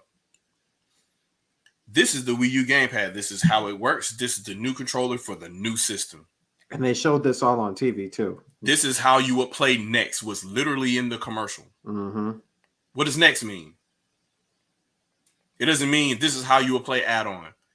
But still to this day, I'm watching brand new YouTube videos of people talking about, yeah, there's a lot of confusion about the Wii U failed because of the name, and a lot of people thought it was an add-on for the Wii, and I'm like, there's no possible fucking way, because every single time that it was shown to you by Nintendo reps, they tell you that it's a new system. The commercials told you it was a new system. Where I want to see what specifically told you and confused you that this is an add-on to the Wii, other than you hearing it over and over again by Gaming Press. Right. Because that's the only place I've heard it. I've never heard an actual individual person, but the biggest problem was I wasn't hearing, people didn't know what Wii U was at all, period. They didn't even know Nintendo had launched another system after Wii. And then you tell them, hey, this is Wii U. Oh, this is the new system. Blah, blah, blah. They say, oh, okay, yeah. I've never heard of, this Wii U thing. I don't know if I should get it because I don't know if it works with my Wii or not. I'm trying to, it's this little tablet. Can you add it up? Nobody has ever said that to me. Ever. And I know that's anecdotal, but I asked around too in public. Like, hey, you know what this is? No. Usually, I don't know what that is. Well, this is the new system. Oh, okay. Never do you get, I thought that was the add-on to the Wii. Like, nobody says that shit. Yeah, Not in nobody has said reality. that. Nobody has said that. They either don't know what it is, or they know what it is, and that's it. It was a failure because we didn't know about this. I'm like, okay, let's keep everything above. If that's what it was, and the name was so bad, and people thought it was an add-on for the Wii, how come that wasn't a problem with the 2DS, the 3DS XL, the 2DS XL, the Nintendo DS Lite? I mean, need I go on? Like the DSi? Those seem to sell. Right. And the names were crazy. New Nintendo 3DS XL. The fuck? Seems like there's a lot of confusion in that. But it's not translating to a dip in hardware sales. Right. The name is so confusing. Xbox didn't even go to Xbox 2. Xbox 360. They didn't even go to 720. That was their most successful platform. Right. Xbox One. I mean, it didn't sell as well, but it sold better than Wii U. And Xbox Series now. They're not even trying anymore. They're not even trying to name it anymore. And it should be confusing because now you don't know. You went from Xbox 360 to Xbox One. So is Xbox One the OG Xbox? Right. And then you go to Xbox Series. So wait, so the Xbox is starting over now? Where's the confusion? I don't see. Nobody's making articles talking about how confusing Xbox names are. And Series X and Series S aren't doing as well as PlayStation 5. So where are the articles saying it's not selling well because of the name? Like, it's just so confusing. Oh my God. But you know what is one thing that is unique about Wii U? It had an active campaign against it by the gaming media. Mm-hmm. And main gaming press too. I mean, main press as well. There's a bunch of just regular MSNBC articles and stuff like that. They were spinning the narrative too. Can it keep up with the new consoles that are supposed to come out from? Like, how would even Forbes know that a new systems are coming out for Sony and Microsoft in 2011? They don't even follow gaming like that, right? At all.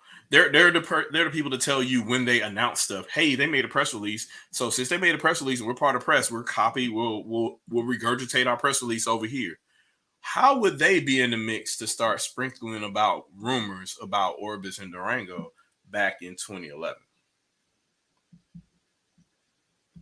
And you know, I hate to get on my soapbox about this, but this specifically happened to just this system. Mm-hmm. And I know some people came up with some other takes as well. Like, it's a continuation of the hate for Wii and how popular it was at the time and how people did not want to add it to the discussion. They come up with let's talk about the next gen consoles, or let's talk about the HD twins. What they find a way to keep it out of the conversation because it was at one point it was selling more than both consoles combined. At one point, the 360 and the PS3 combined was still less than what the Wii was selling. That was 2009, I believe. So obviously they caught up towards the end and they end up selling a little more. Both of them combined end up selling more than Wii, but it was bad at one point. Yeah, and you could tell that Gaming Press at least was frustrated about it. So, but I just wonder what it's going to be now. What do you even think about at that point? What will be the new excuse at this point? Because now Capcom can't say that the loading screen won't you can't say Resident Evil 5 won't load. Capcom and Namco learned their lesson already. You can't say that. Namco's hilarious to me because I'm like, you use your Tekken engine already on the platform most of the time. And you're working right next to the company that makes the system. Yeah, but you can't say it's not possible because So we know it's not you saying it because you're not going to be in Japanese saying that stuff right next to Nintendo, and they're just sitting there looking at you like, man, we published like half y'all shit. You gonna stop lying? You gonna stop lying or not? So, you know, man, look, this is all I gotta say. Less than 10 megabytes of RAM per frame to produce 720p. Less than 32 megabytes per frame for 1080p 60 for frame buffer. You don't need that much. Wii U had that. And so now we over here with systems with unified memory, and Switch has over 3 gigs of it. Its successor will more than likely have more RAM than that. You can draw whatever resolution you want. Your mileage will vary based on your resolution, depending on how fine-tuned your engine is. If your engine is CPU heavy and the CPU doesn't have enough clock cycles, or you don't manage the clock cycles well enough, then your frame rate is going to be low. Mm-hmm. But that's based on the engine. It's not based on the system. You know what the system is. The specs are not going to change. What does change? Your engine. And it's never talked about that way. It's never talked about that way. A game engine is not a benchmark. A synthetic benchmark is a benchmark. And that's how you know what the CPU could do in the first place. So saying your game doesn't run well on this platform is a reflection of you as a developer, not of the hardware. Especially in the modern days where every engine is flexible. So me having these type of conversations, these aren't the conversations and these aren't the questions that they want to be asked. So if you were IGN and you're reviewing a game and you're interviewing somebody and they're like, hey, we got this blah blah blah coming out, blah blah blah. They're like, hey, it's coming out for all platforms. You got to say it for all platforms. For all platforms. And I look and I'm like, I don't see Switch on there. It's not coming out for all platforms. What do you mean by that? Oh, well, it's coming out for PC, PlayStation 5, and Xbox Series consoles. Hold on. I'm looking at an addendum down here. It also says it's also only going to be available for PS4 and Xbox One. Oh, yeah, those two. Oh, okay. All right, cool.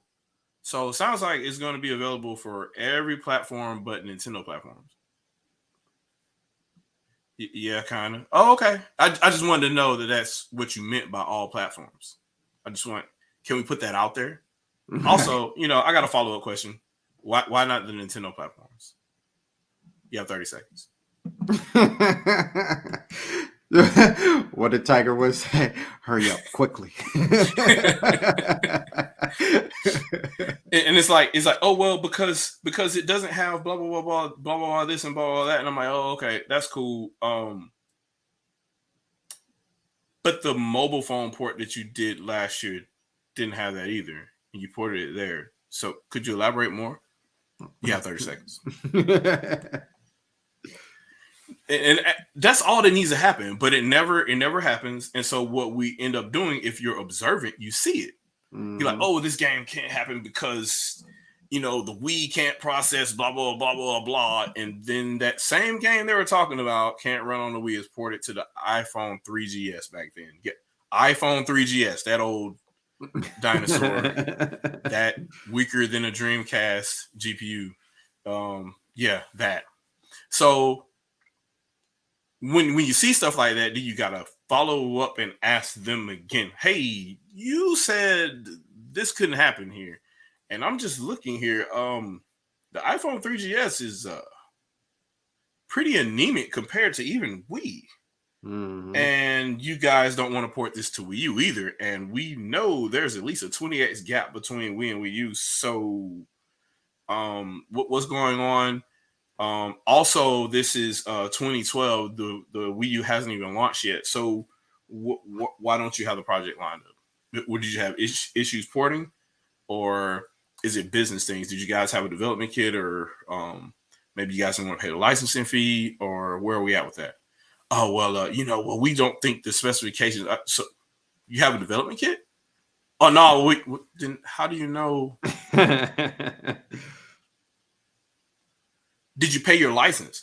We're in the process of working with the publisher. Oh, okay.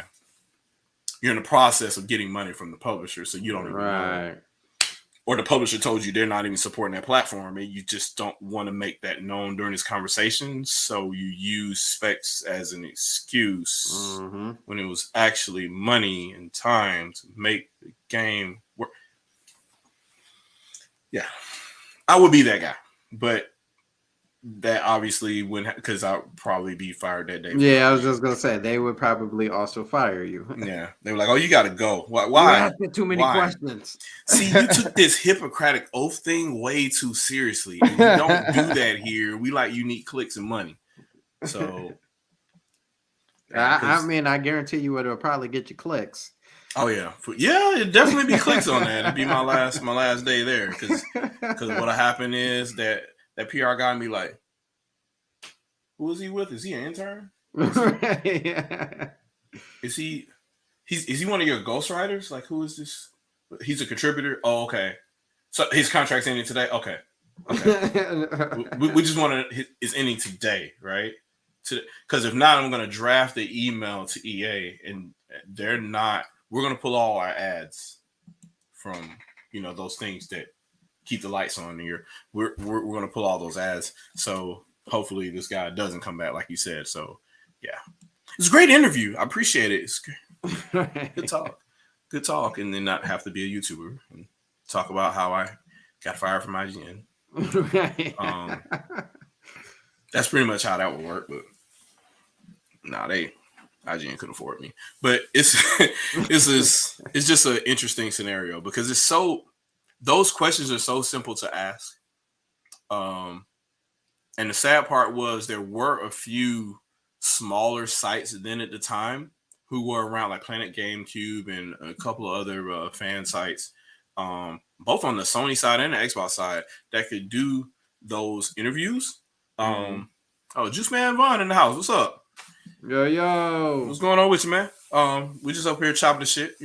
I know you got to support other podcasters out there, but we're glad you're here. But yeah, that's part of the conversation, is that those questions aren't asked. So I feel that those smaller the Planet GameCubes, if you will, back then could have had that opportunity to say, hey, look, so GameSpot ain't asked these questions, especially after Jeff Gerstmann got fired. So what we're going to do is we're going to get in here and we're going to dig in these motherfuckers' chests. We're going to ask them, hey, what's going on, so, because, you're already going to get interviewed by these guys down the hall. We got access in here because we're in Kensha Hall. We're just seeing y'all walking by. So as soon as you come out of the IGN interview, we're going to grab you, and we're not going to be kind. Like, hey, what's going on? I see you just came out of here. We're going to ask you the same interview just for a couple of questions, blah, blah, blah, blah. Hey, we see you got this. We see you got this port going on. How's it going? Oh yeah, we're doing so and so and so and so, and we got we got Batman doing this and Batman doing that, and got all this going on, blah, blah, blah. Oh, okay, all right. So what platforms are you developing for? And then they go through their little spiel or whatever. Oh, okay, all right. So all platforms? Yeah. Missing Nintendo platform. Oh, we heard you hammer somebody else like this, so we kind of don't want to go down that rabbit hole. Well, look. So just go ahead and tell us that your publisher will not fund that platform as a target, and we can be done. If I just nod, would that count? Yeah. And they'll be like, can you turn the camera off so I can nod? That's fine. Sure. Turn the camera off, and all right, we out of here. Let's get the fuck out of here. But that should be the way. That should be the way that it goes. Because the whole point is you're supposed to ask the hard questions. What's the point of quote unquote journalism in the first place anyway? All these Kalamazoo and these, individual journalistic degrees going to these publishing houses to be writers just to get a check for ads. It was gross then, and it's even more gross now. And it's even more gross when you see YouTubers doing it because they completely switch personas. They're just like, "Hey guys, how you doing? And we're doing good. You know what you gotta do, click, do blah blah blah, whatever, blah blah blah. Here we go. And yeah, man, we're talking and blah blah blah, and you know what you got to do, because if you don't do what you got to do, then you'll be stuck in this scenario just like this guy right here that didn't buy this product. So if you have this product, then you could do this, this, this, and this. And this episode is brought to you by this coffee cup. And if you have this coffee cup, then you automatically have access to all these games. So please buy this coffee cup. Now back to our video. We are doing, oh my God, man, so cringe. And I can't in good faith deliver any content like that ever. And I get it. I understand, especially if like that's your only thing or whatever. But if it's not your only thing, bruh, I just can't. And yeah, like Akuma just put it in just now. He said it's too much copy paste stuff. Also, so like, what was it? I think I bookmarked that, but it was I put it up there a couple of weeks ago where it was the same story regurgitated across 3 sites exactly. Like they're just pushing narratives. Like it's just bad. Like when I see, okay, let's just use Cyberpunk as an example, right? Cyberpunk came out and it was bad, right? It was launched. Like it was bad. It was a bad launch day version, right? Mm-hmm. One person put it out there and said, "Hey, look, this shit's kind of bad." Initially, everybody was kissing this game's ass. In all previews, that game ran that bad. Mm-hmm. There was one vertical slice that looked really good, but everything that everybody had been playing up until that point in private events was running choppy like that. And it usually does behind the scenes anyway, because they had, look, we got a vote of confidence in you guys that you just need to see what this is so you know what we're trying to do, and then write up some fluff articles about it, and then our publisher will pay for ads on your site. We know how these drug deals work behind the scenes. It's nothing new, right? The same thing happens with other products in our capitalistic environment or whatever. It happens the same way. Hey, we're going to launch this thing. We need you guys to bump it up a little bit and give us some kind of free press before we launch it, and then go from there. And on the slide, we'll send you free product, or, you know, whatever. We'll throw some money under the table, or we'll buy some of your stock. You know, all those kind of like one hand washing the other type situation, right? Mm-hmm. So it's just getting real bad where you have a scenario where this game was clearly not ready, right? Everybody that has played previews of it knew it wasn't ready. They try to give all these optimistic, well, it's this big, expansive, and there's going to be problems, of course, because I'm like, no, these are like engine issues, like driver issues. Like if you got a brand new GPU, that shit ain't working issues. This game needs to go back into the workshop. Like it's not complete.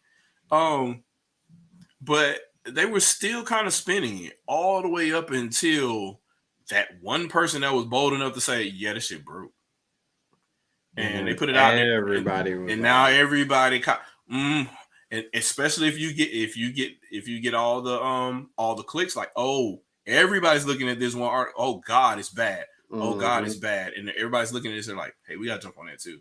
Yeah, we also think it's bad. Look at this. Oh my God, this game runs like crap. Blah blah blah blah. Hey guys, we know you pay our bills, but we have to trash y'all for about a week. Is that okay? Because we're about to, this game's trash. Like it's not running good, blah, blah. And then what we'll do is on the back end, we'll come back and re-review your game after you patch it, and then we'll give it a glowing, like, hey, it's way better now. No Man's Sky, you remember how that happened, right? We'll do that with y'all. Okay? That cool? We can do that. Remember how GTA didn't launch with online? And we gave it another review when the online came out? We'll do that for y'all. Okay? Can we do that? All right, cool. All right, so yeah, this game is trash, man. This game is trash. Just run like shit. And then you still got a couple of people that are slowly trying to figure. Oh, well, it's just your configuration. You got to get everything to get not, bruh. I got 4 water cooled GPUs right here. 4 water cooled GPUs right here. Water cooled CPU, 64 gigs of RAM. Everything's skipping. I'm falling through the floor. This game is bad. Yes, I'm talking about Cyberpunk. But it's, like people were trying their best. Like there were still some people, and these are usually the free people, the Twitter people and the YouTube comment people that are just swearing up and down. No, it's still good. It's still like, no, bro. If it's bad, it's bad. Just wait until it's patched, and it'll be fine, right? Monado, I have fun with it, but yeah, that's how it came. After Edge Runners, everybody was on it. Back then, they didn't want it. After Edge Runners, they was all on it. That's just all of a sudden PC gamers said, yeah, they want to jump all on it, man. But that's the same thing with Witcher 2. Like they're just like nobody read those. Nobody read any of those books. Nobody read that stuff. They're just like, well, the game came out, so now I'm a fan of the entire genre. Okay, cool, cool. Did story. You start at the beginning? Yeah, it's like, do you know what a Witcher is? Like, I he has sex with girls. Okay, all right, that's all you know about. Okay, cool. Yep. You kill stuff. Great. That's all you care about. All right. That's just you just really not caring. But yeah, it is a lot of revisionism going around too. And that was the thing that me and Jay were trying to do for the longest time. Like me and Jay Fleming of the Winged Podcast, we sat for like a day and a half trying to pull up the bad reviews and the bad talk that IGN, GameSpot, and back then Revision 3 or Rev 3 or whatever, and game trailers had then at the time for Wii U. Obviously, game trailers is down, but we're talking about like Internet Archive, and then you go to Internet Archive and you try to pull it up. It ain't there. There's like 2011 to 2012 is gone. Yeah. For any site mentioning Wii U, like it's gone. And I don't know if that's Nintendo being embarrassed going back and doing that. I doubt it. But I don't know how they would do that with individual news companies in their sites because they don't really have that kind of power. Right. I can see how they might ask Google, but individual sites going to individual sites and saying, hey, in 2012, what article did you guys write? And I did notice a lot of them that were available, they pointed to an updated site, an updated page that said, hey, edited in 2015 or something. There was a lot of editing going on in 2015 of stuff from 2012 and older for whatever reason. You go in there and look, edited in 2015. Why? What the fuck happened 3 years later to make you want to go? Who touched that? Who touched that? Somebody's job specifically was to go and edit a lot of that stuff. Yeah. But it's really hard. It's really hard. You'll find a really hard time trying to find some of the really bad stuff that they said. A lot of it actually happened on the non-console specific podcasts and videos. That's when the majority of it was happening, and not necessarily the Wii U specific videos or Sony or Xbox specific. It was when they started talking about all the systems and they're sitting down doing like Game Scoop and stuff like that, and they start talking about the consoles, and I'm like, whoa, y'all are missing about 20 minutes from this podcast. What happened here? And the only reason why I remember is because at one point I was a subscriber and I had them locally on my computer, and I'm just sitting there listening to one, and I'm like, oh, okay, I remember having this conversation for about a good 3 weeks. Let me go pull the rest of them up. Gone. Yeah. You try to find them by episode number. Good luck. Like a lot of them are on YouTube. You have to hunt for them, and not all of it is there. So you'll get about a good hour and 20-minute podcast, or you'll get a good 30 minutes out of an hour podcast. So yeah, it's just interesting to me. I did find one video from IGN talking about E3 2011 when they first saw the system or whatever, and it was a glowing review just from the two Nintendo guys that were there, and that was the one guy that had the porn stash and Matt I know who you're Castle. talking about. Yeah. Yeah. I wonder And that, if the G4 stuff isn't on here either, is it?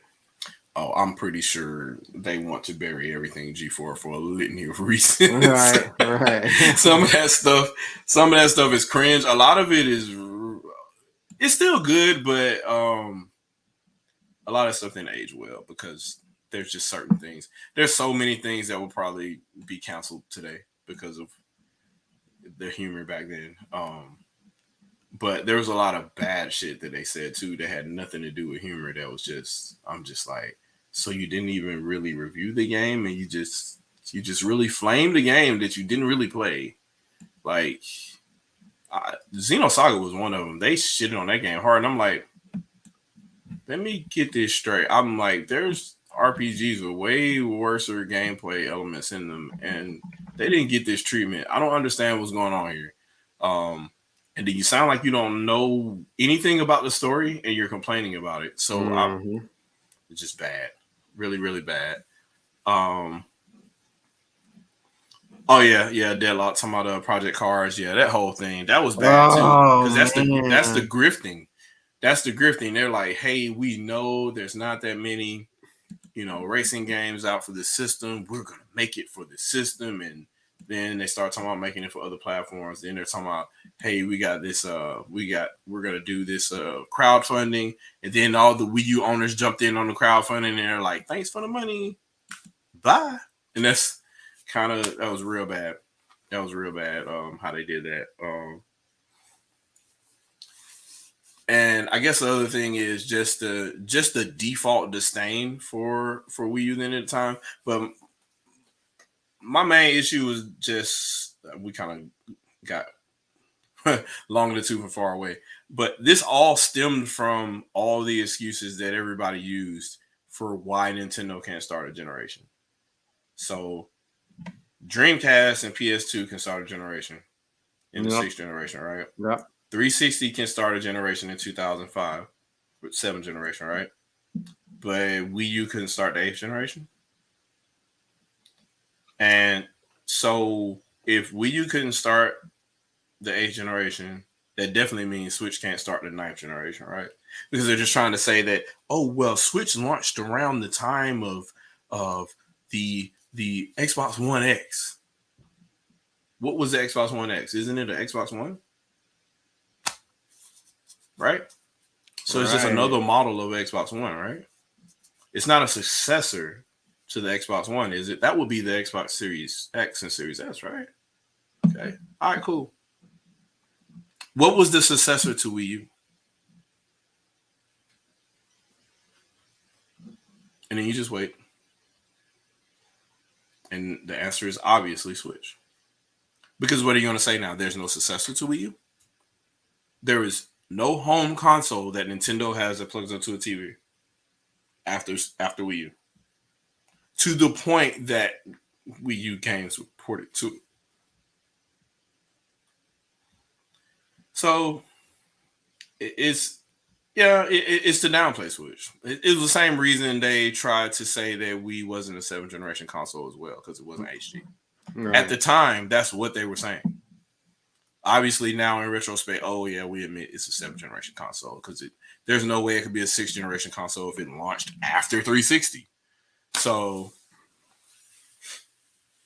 yeah, that's the biggest. Oh God, that's hilarious to me. So the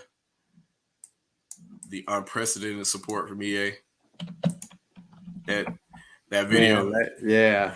I put that in a video. That was hilarious. But yeah, we're running kind of long, so it's what I don't know what the current time is. We're at about 2 hours right now, so we can go ahead and we can cut it short unless you got something to add here, because we're just kind of shooting the breeze here. But I wanted to know more of like what the answer would be. I don't think anybody would really have an answer if all of a sudden every developer continues to support Switch and Switch's successor, and every game that's coming up pretty much for any platform, but Nintendo's would be a business decision.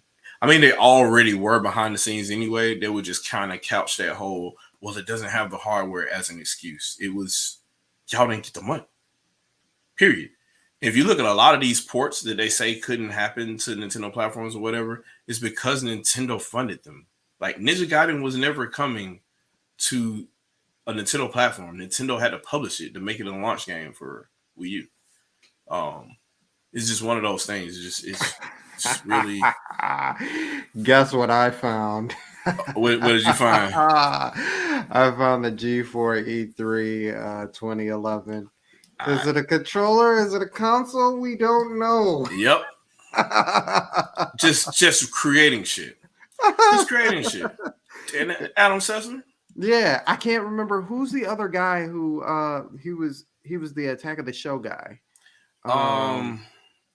What is it? With the fucking swoop hair that used to be Kevin Pereira. Kevin Pereira. He's the actual optimistic one in the group. He's like, I don't care. He's like, I like it. I want to get it. Yep. And Adam Sessler's just like, no. Just legit hating. I don't know what it is. What did the person with a Nintendo tag tell you when you walked up to the fucking controller? The same thing they told me and everybody else in every other Wii U event going on the year after that. They told you it was a new console from Nintendo. You watched the presentation before you played it. Right. What is this? I don't know. They told you before you went to go play it. And then they told you again when you went to go play it. Like, they spun that. And so they were already they were trying to get the negative talk out the way anyway before any of this started, because they already knew that Nintendo was going to draw their gun before Sony and Microsoft did, because 360 and PS3 had gotten long in the tooth because they were trying to chase what we was doing. So they're like, well, let's just extend our generation by doing motion control. Mm-hmm. That was their 360 Pro and PS3 Pro. Then they were motion controls. That's so crazy, man. This is so funny to me. Yeah, it's funny, ain't it? Oh my gosh, it's funny how that works. You can't make this stuff up. You can't make it up, man. You can't make it up. Like a coordinated effort, and then all of a sudden you just start seeing people just the negative connotation is just naturally there. If somebody just mentioned Wii U, they're just kind of like, Wii U, right? Well, I mean, I love my Wii U, but I mean, it's a great port for Wii U. It's a good for Wii U, right? I don't know. Do you really think that can? I don't know if that can run. What? What? Oh man. Yeah, these guys are silly, man. They're stumbling over. Come on now. Don't play dumb. Don't do that. It's just like, killing me. They're like, you know what? We don't know what it is, but we can surely tell. This is what's so funny. Hold on. I'm gonna say it verbatim of what they say. Because so Kevin Pereira says, he's like, I'm confused about one of those things, or it looks like one of those things that you would just really have to get your hands on, right? Mm-hmm. Sessler says right after, he that's when he goes with the, I don't know if it's, like, is it a controller? Is it this or that? Kevin Pereira whoever's with him, because there's three people, I don't know who the other guy is, says, well, we don't know what it is, but we can off of what Nintendo said, we can tell you what it's not. But if Nintendo told you what it isn't, then they told you what it is. You see the framing? You see the framing? Wow. Yeah, it's almost like the director is behind the camera like, you better.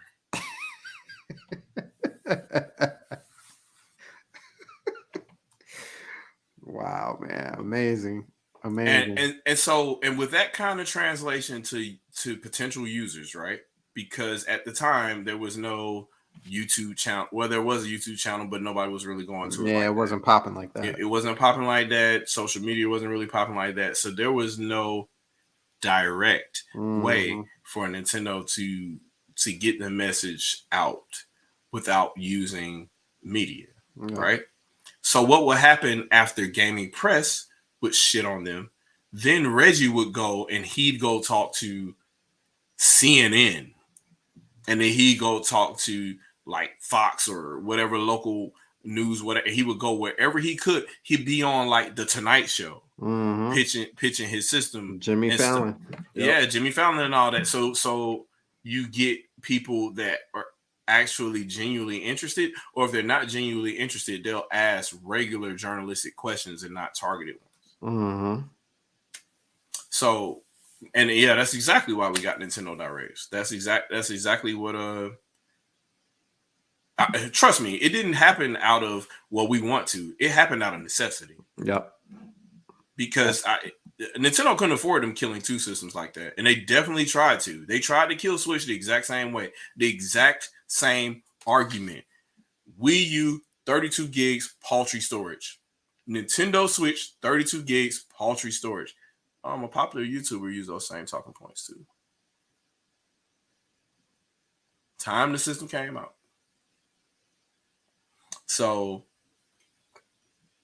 please believe that it wasn't just lightning in a bottle. It wasn't just everybody magically thinking the same thing. Early on, before anybody ever got hands on this system, they were already greasing the wheels. Already. At this time, it was a shoo-in that Madden was going to be on this system. That would have been perfect too at the time. It was a shoo-in right here. It was a shoo-in that the system was going to be moderately popular because it was following Wii. Nintendo already said it was. They said it all themselves. The Wii games are backwards compatible with Wii U. Yep. What is there not to like? The Wii remote works. They said we're so confident in the Wii branding. That's why we named it Wii U. Wii U. Yep. It's just interesting, right? And so again, like I said, when you come up with these bullshit takes and say, "Oh well, it was the name, it was so confusing," I'm like, look at all the crazy names that Nintendo gave for portable consoles. Nintendo went from Nintendo 64 to GameCube, originally called Dolphin and Star Cube before that. So how do you? I mean, all of a sudden, magically, people knew what the fuck a GameCube was. People knew what a new Nintendo 3DS XL was. They're not confused between that and the 3DS. They don't think that the new Nintendo 3DS XL or the 2DS is an attachment to the 3DS. Nobody got confused with that. But funny, in 2011, before any regular person got a hold of this system, the narrative was created. And in year of our Lord 2023, there's still YouTubers saying that shit. Yep. So yeah, it's intentional, and there's people, they're not paid to now. Now it's just common knowledge, because all it takes is one dumb person to repeat something stupid, and now it's fact. And now it's fact. So if you hear that Switch can't run Call of Duty over and over again, you'll think that Switch can't run Call of Duty. There's no way COD can run on this system. And I'm like, how the fuck was it running on 360?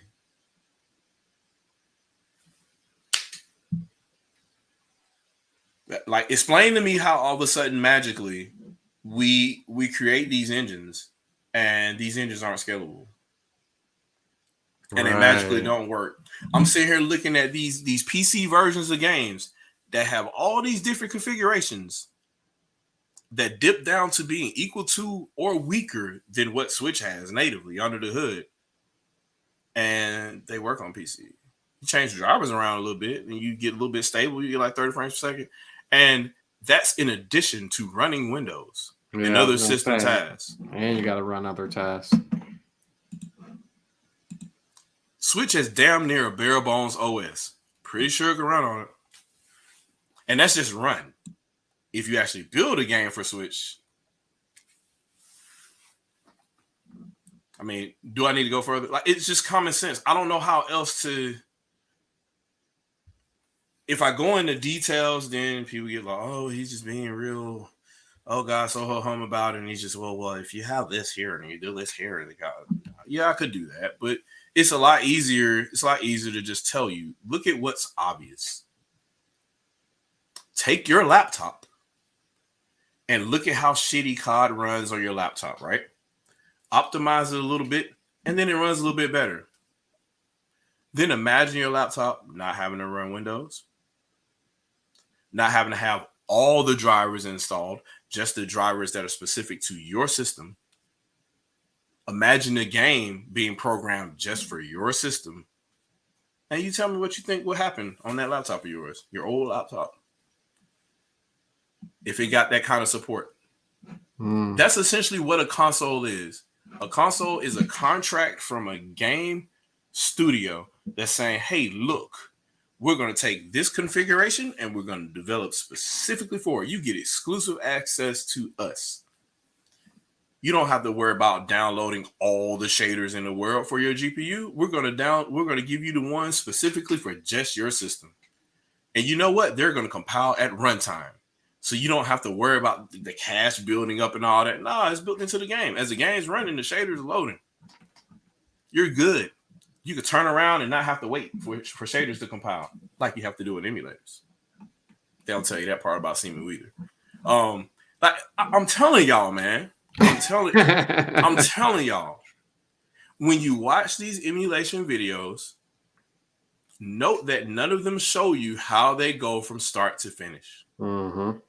They don't show you how they spent 2 hours configuring all the shaders to load in the background. Because there's no specific build for PC. So all the shaders have to be compiled beforehand. Otherwise, you're playing Breath of the Wild, and every time you turn, you're waiting for shaders to load. But you let people get on Twitter and tell you all about how emulation is so great. That's cool. That's fine, well and good and all. But like Coca-Cola, you can't beat the real thing. So, yeah, man. So that's pretty much all I got right now. We can reconvene. It's just good to get back in the flow of doing the ShadowCast again. I appreciate everybody coming through. Got Juice Man Vaughn in here. I appreciate you showing up. Deadlock Monado, all y'all up in here. SAC Grunt, I didn't get to see your post from earlier. I will make sure to see your post if I can find it. I don't know if it's here or not. Okay, I'll even put it up here before we go. Say Shadowfox, you heard about Sonic fans blaming the Switch for Sonic Frontiers not looking good as a beta version. Yeah, I didn't get the whole details of it. I heard some people bitching about it, and I'm not really sure, and I don't understand why. That's one of those whole Xbox Series X holding back development kind of theories, and that's a little bit of fuckery in motion there. So stupid. Yeah, really dumb. Well, this one target is holding back all these versions. I'm like, you sure? I don't. Right. I'm pretty sure all those different platforms have very specific targets, and this development team isn't exactly interacting with that development team, and just kind of doesn't work that way. But even if it was one development team working on all three versions, I mean, they're isolated. They're not running the same shit. They shouldn't be, because if they are, that's a problem. If anything, blame the old computers that they still gotta on PC. On PC. If there's anything that's holding back gaming, PC gaming is held back by old configurations because people don't let go of their old shit. They got an old GTX 1060 and they're keeping that thing till the wheels fall off. They're gonna put a brand new fan on it every time it overheat. They're gonna they're gonna overvote and undervote that piece depending on what the game is. They're gonna keep it. They're not getting rid of it. So that's the That's oh god. Mm-hmm. That's like saying the Switch held Mortal Kombat 11 back. Right. Yeah, that's crazy. Yeah, and when in doubt, blame Nintendo. That's the way it goes, man. That's unfortunately that's the way that it is. But nah, but I appreciate y'all coming through for sure. We'll go ahead and wrap it up. Sandstorm, you got anything you wanna pimp out for the time being? First of all, just let them know about your channel and everything too. Oh yeah, most definitely. If y'all, well, I've seen a few of you guys over at the channel, but if y'all don't know, come on over to the Sandstorm Show. We don't go as hard as a ShadowCast, but we do all right over there. Got the Winging It podcast, the Jill podcast comes through every now and then too. Fridays is my co-host Trey Vito. He usually does his podcast, whether that's live or he does a video. Every Saturday, 9:00, we talk about different stuff, do different things. What's today? Today is Wednesday, isn't it? Wow. Mm-hmm. Tomorrow is the Diablo 4 stream, so we'll probably do that a little bit later. Friday, because I don't have to be on Vito's. Chances are I may play Skyward Sword. I may play Skyward Sword for y'all. But for some of my subscribers, they already know I struggle with that. So if y'all want to come see me struggle and laugh at how I'm struggling to not turn off that game, then come on through. And then Saturday we may talk about something random. And then of course on Sunday we got the Winging It podcast. 7:00, right? 7:00. Yep. 7:00 on Sundays. So yeah, y'all make sure y'all check out Sandstorm Medal's channel. Make sure you check out the Winging It podcast channel. And if you don't, you probably came to my channel probably from either Juicy Loose or you're a long time subscriber from way back. Some of y'all know me all the way back from the G4 days, but that's neither here nor there. None of y'all know me all the way back from the Nintendo's days. There's only a few people that do that, and they ain't on YouTube no more. So that's a whole nother thing. But Geronimo said, "Can you post your link in the YouTube in the chat?" So most definitely. I got you. Yeah, drop that in there, and then we can go ahead and get out of here. But yeah, for my channel, everybody knows what's going on. My channel have dead, but I'm trying to get at least a podcast going up weekly every Wednesday. So be here Wednesday sometime ish. Typically I'll try to shoot for 7, but it depends on what I have going on today. A lot of things went left, so it almost didn't even happen tonight, but I had to do something. So it's been a while. Eventually at some point I want to get a lot more individual guests on the podcast. It could be a large panel or just one-on-one. So if you want to see Rob from Rulers to Review on here, if you want to see Ms. T on here again, if you want to see Player Essence on here again, just let me know, and we'll try to get people on here and then go from there. So y'all just y'all pump it up. You know what to do. Y'all see me on Twitter, Destroying Souls. Just go from there. Like, hey, well, y'all hype up ShadowCast. Make sure that I'm motivated to, because if not, I won't be motivated to do them, and then go from there. So I spend my time for you guys because I want to speak as much as I can about what I can speak about. Sometimes a lot of stuff I can't speak about depending on what it is. Not because of NDAs, but because legally binding things regarding information technology, all kind of other stuff too. So, but I appreciate y'all again. This is ShadowCast 53. Please rewatch if you came in late or whatever, because we were talking about Xenoblade and Future Redeemed and how great that's going to be in Tears of the Kingdom. If not, just listen to the end of us bitching about everything else. Right. But yeah, we'll go ahead and call it a podcast, guys. Later. Peace.